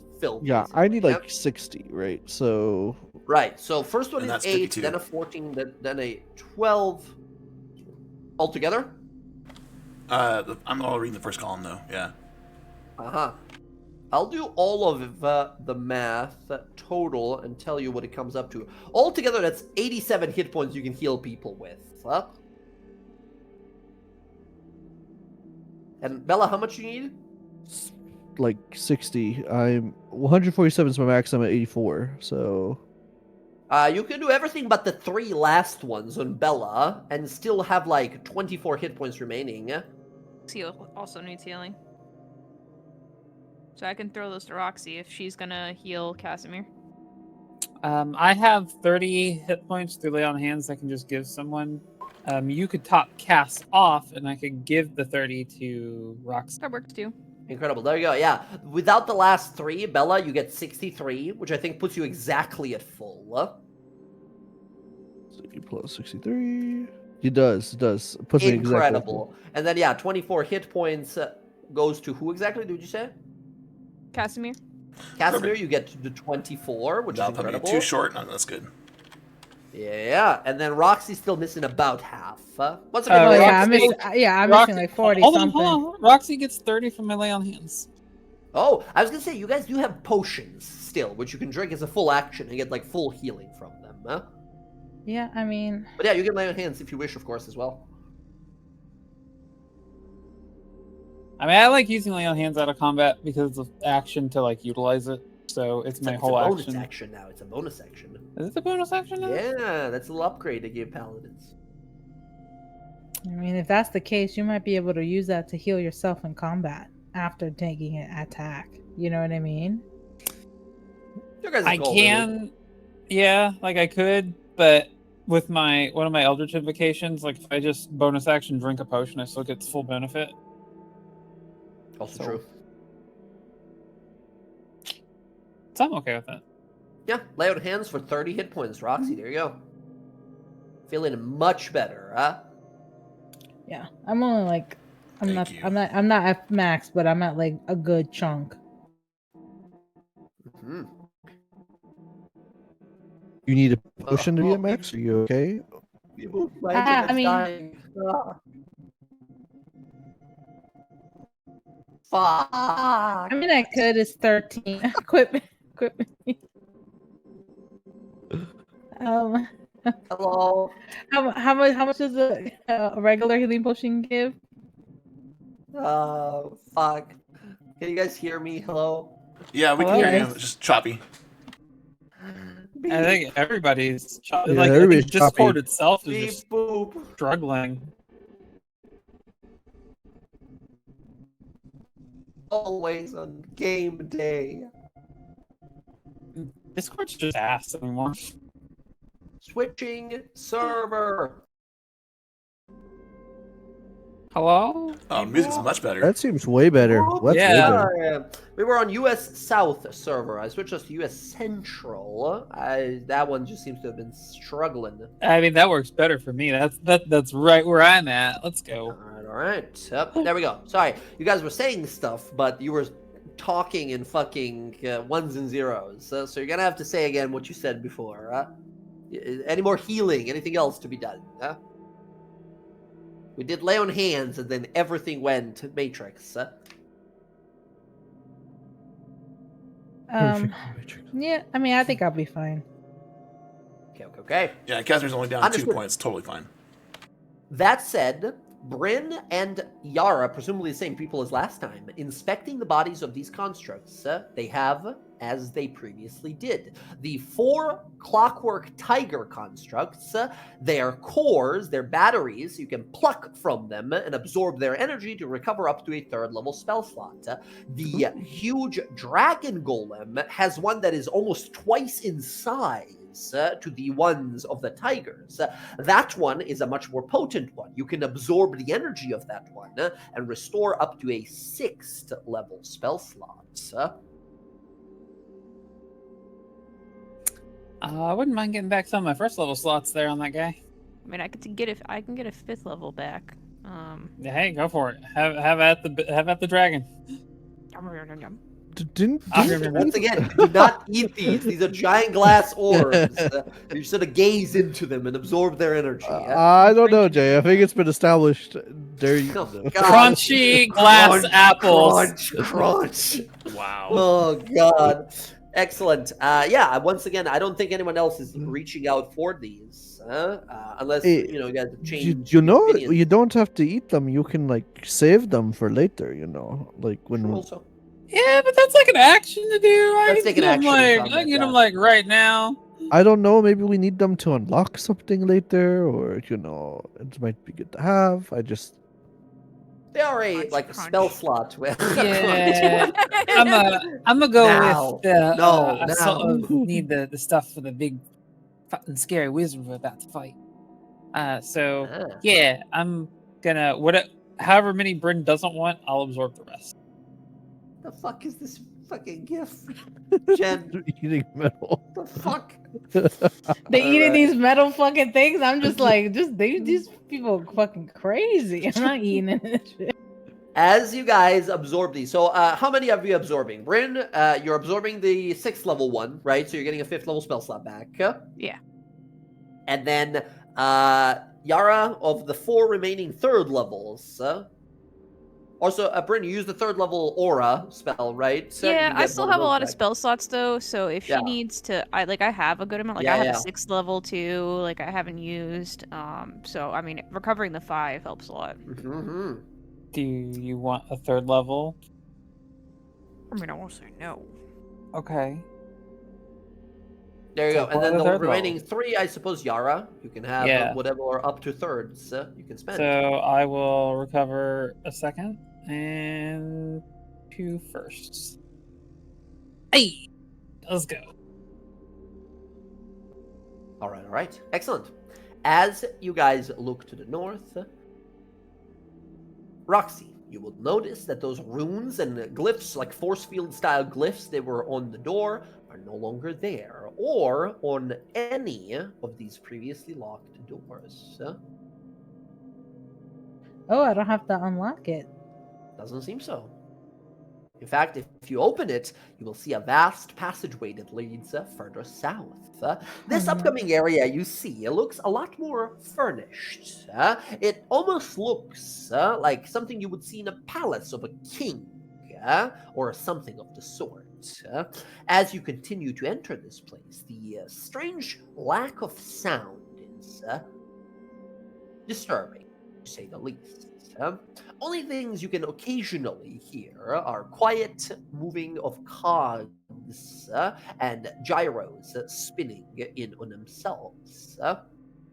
As you continue to move, you see multiple doors on your left, on your right, and if you want to, you can open those as you pass to take a peek inside. You will see all kinds of living quarters. Like there, you see some sort of a communal dining hall, perhaps. You think maybe if you open the one on the further right, you will see what looks to be another sort of like a gathering area, like a game room, perhaps, some sort of a space where people would spend their time, just sort of hanging out. You enter now this further space, which seems to be opening itself outward a lot more. Yara, your spell still in effect. You can sense that spell book pretty much directly northward, if not slightly east. Northward being this way, right? Sorry, southward, heading, and then slightly east. So like I was like, oh shit, he's behind us. Yeah, I'll just walk up to Roxy, tap her on the shoulder, and like gesture off in that direction that he went. That way. One thing that keeps sort of boggling you guys is like, how the fuck did he get through all these without triggering any of these like golems to attack him or anything? How is he just going through this Who's place? that Pokemon? As you guys continue slowly to move on. Yeah, you see that a has one- been on Casimir's mind. Like, how's he bypassing these things? Yeah. Roxy, you see a vast passageway off to this side, and then one further south. Roxy, you make You your way said down it. south. You said it was east, right? So I thought it was maybe like down further here. south and further east. Yeah. It's not all east. It was like way south and east, so like that ish direction. As you enter this next area, you see a passageway into the next room to the south. Two massive statues of gnomes stand in front of it on finely sort of beautiful red carpets. In front of it, an open space with a fountain that burns with 4 of those braziers you guys have been lighting up to move those elevators around. All 4 are currently burning. As you all look around the space, you see a singular door entrance. There's more rooms to the left and the right, and you can inspect those easily. You will see that most of them are sort of open or sort of slightly hanging open. Most of them just seem to be sort of like living quarters of different kinds, mostly meant for gnomes and smaller creatures and such. As you enter this space, you see a vast door up ahead, and Yara, at this point, you can sense the presence of this book very close, just beyond that wall to the south. Other side of that wall over there. By the statues. Yeah. She's gonna get right here. Does it look like the statue is moving? Does not seem to be, no. Inspecting it briefly, you don't find any buttons or mechanisms, obvious ones at least. All right, she's gonna try. The door is locked. All right.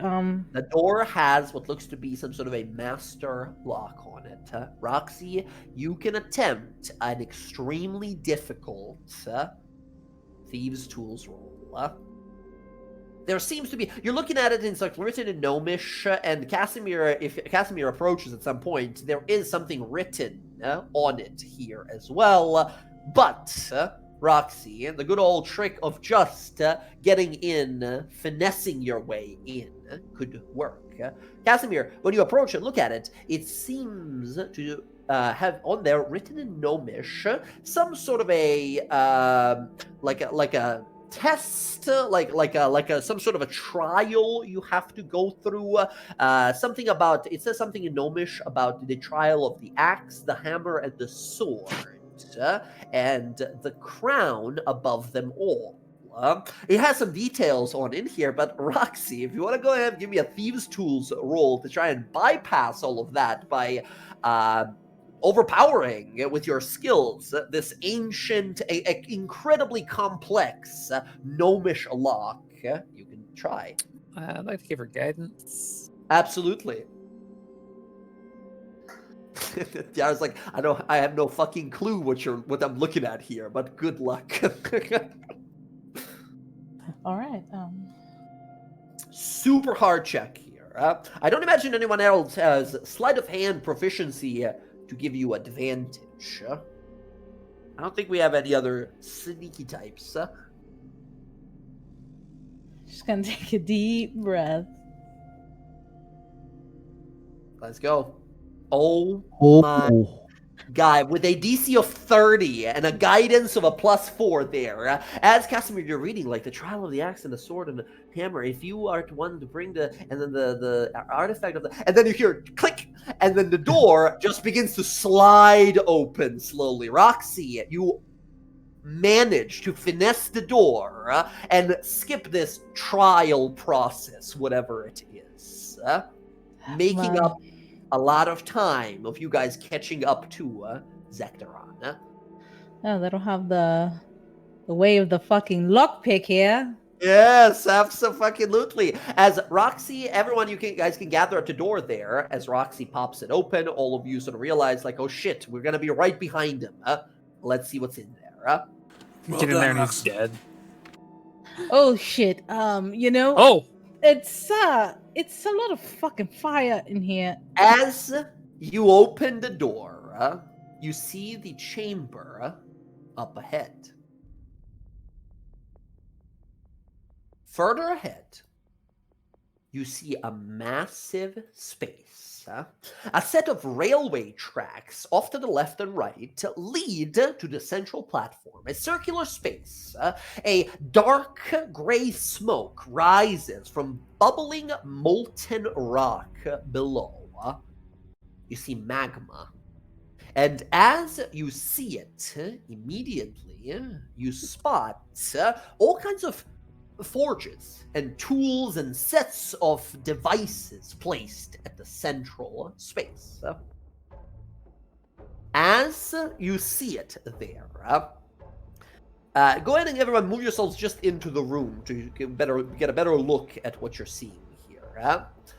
You can see multiple of these pillars, each with sort of inlaid spaces within them, built-in spaces, much like the ones that those warriors that you guys summoned in the previous fight came out of. And you can spot that the platform has this sort of line, this seam at the middle of it, going down the two sort of sides like that, almost like a cross in the middle. Currently moving towards the right side of the room, thinking he's well ahead of you guys, due to the puzzle you'd had to solve, is a very surprised wizard. You catch up to him. You see as he holds onto his staff, sort of slightly bent forward, the Archmage Zektaran squints to you all. This old, sort of frail-looking man, bald head, long grey mustache, wearing this sort of brown robes with a amulet he has on. Well, two of them, actually. One is this golden necklace with a red gem on it, and the other one is sort of larger and drapes over his robes and has a symbol of an eye on it.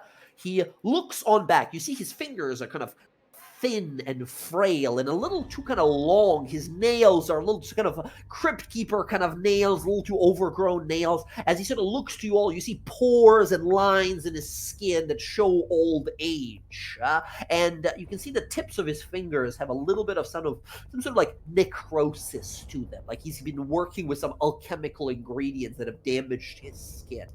His staff is made of dark wood and bears a symbol atop it of a roaring dragon biting down on top some sort of a black pearl. As he turns back, you see he has something in his other hand, a key of some sort. But instead of one head to the key and its teeth, this key has multiple heads with multiple different kinds of shapes and teeth to it. Roxy, being a rogue, you can go ahead and give me a quick history or religion roll.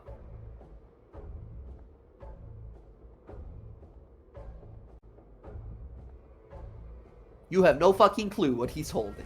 Oh my god, Jen knows because I had it in on this character in my other game. I had that key, the infiltration key. I had that. Some strange artifact he holds it in his hand. Something I need to must steal help that him shit. bypass a lot of this, but you have no clue what it is as he tucks it in his back pocket. He looks back and says, "Boy, you've gotten faster.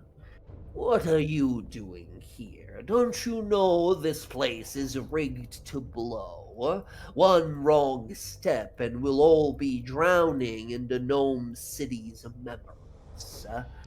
Now, if you'll excuse me," and he turns towards this door, he says, "I have an important vault to get into."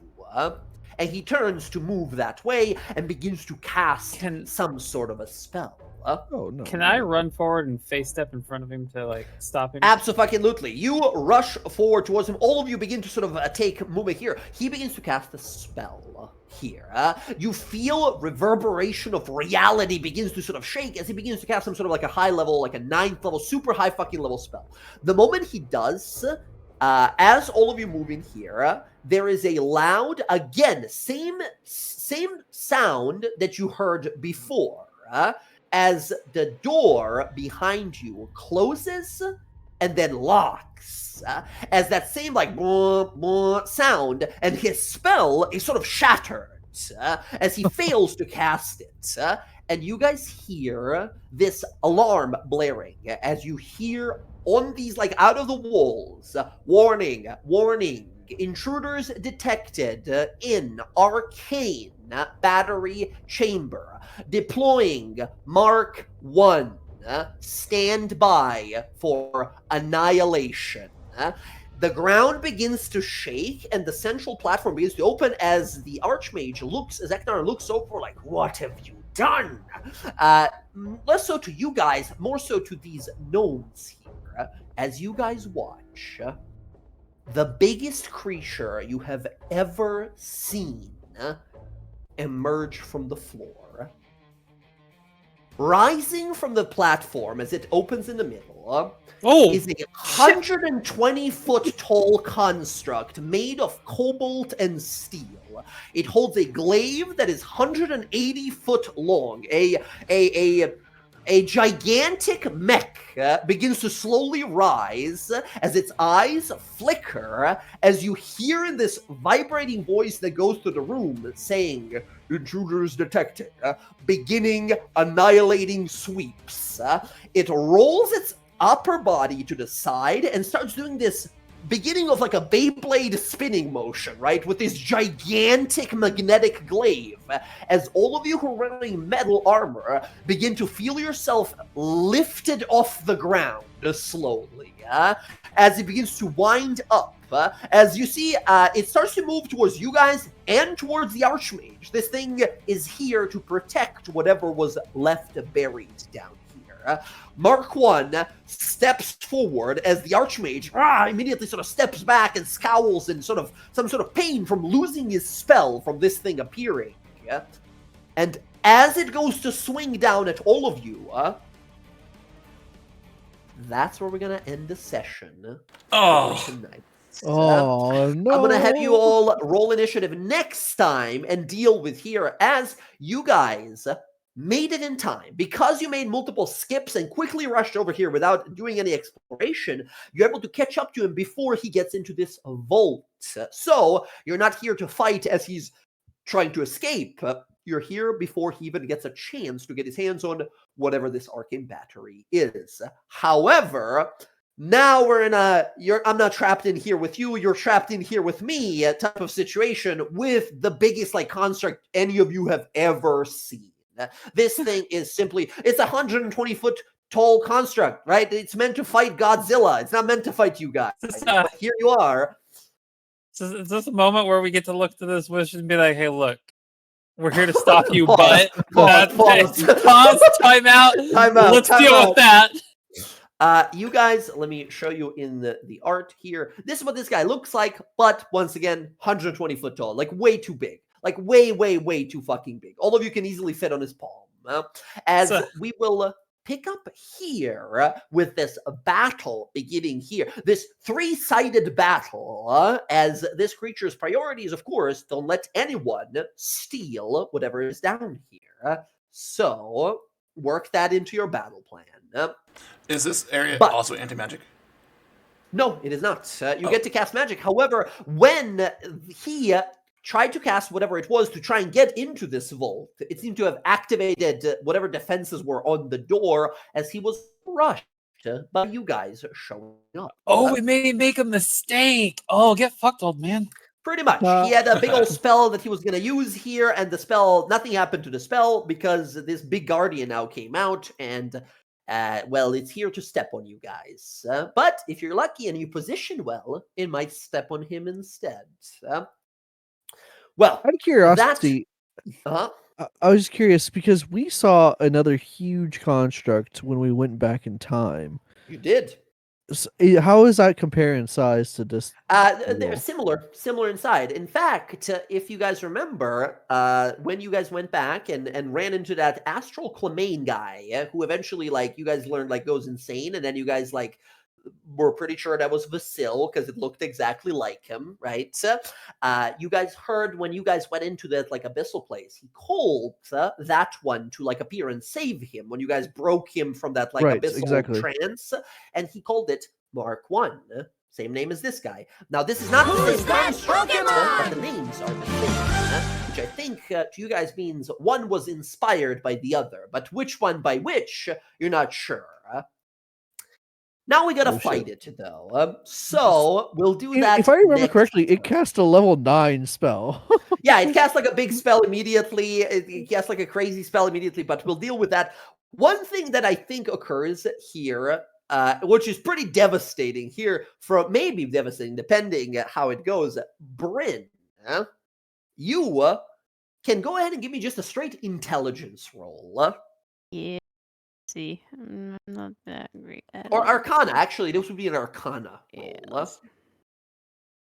Oh my god, plus 10, god damn. 17, because I don't think you have advantage here. You'll remember that this creature, the looks of its armor seems to be cobalt. You remember something about cobalt being extremely conductive, which means lightning might not have desired effects on it. However, with a 17, you also think that while lightning won't probably have much effect on it, anything perhaps at all, overloading it with lightning might be a little too much for this thing to handle beyond just doing damage to it. aka out of character, speaking here to Emily, aka the whole party here. Bryn realizing this thing is made of cobalt. It's probably immune to any sorts of lightning attacks, probably most elemental attacks. However, its body might be able to be overcharged. Now, what happens when you overcharge a robot this big? That there's only really one way to find out. So, that said, we'll figure out how this goes next time. You guys, thank you so much for playing tonight. I'm super jazzed. We're back in action. Are we good for next week?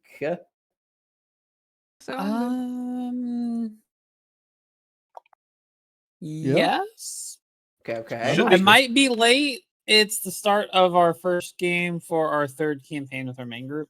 So All good. usually everybody's really excited and that runs a little bit longer, so I might fine. miss like the first hour. No worries at all. Shoot a little message in the chat. Let us know, and that's all good. That said, thank you all so much for gaming. As always, we face two very powerful foes, but we have something that they don't. Friendship. Action economy. Well, okay, friendship as well. Friendship as well is good. As yes, we'll be dealing with that next time. That's perfect. Excellent. So It was just so perfect. You're like, that was just friendship. perfect. All right. Until next time, then, friends, everybody stay safe out there. Take care of yourselves. Take care of your loved ones. And I will catch you all in the upcoming days. Until then, GG's, and I'll see you in Wildmount. Yeah. About Wildmount, can I poke you Oh. real quick?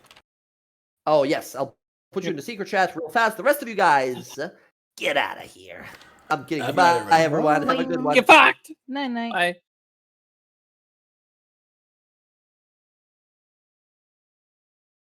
Okay, everyone. Thanks for hanging out.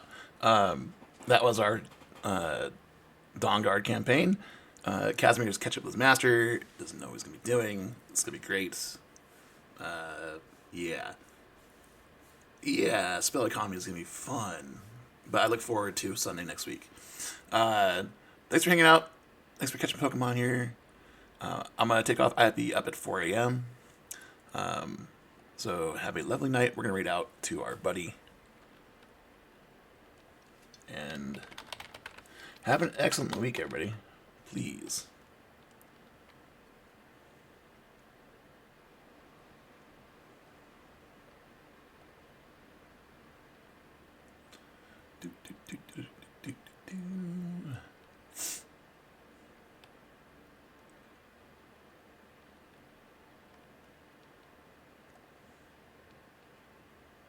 Because that's what's gonna mash my feet. Yeah, but I can't wash it at home because I don't have a hose.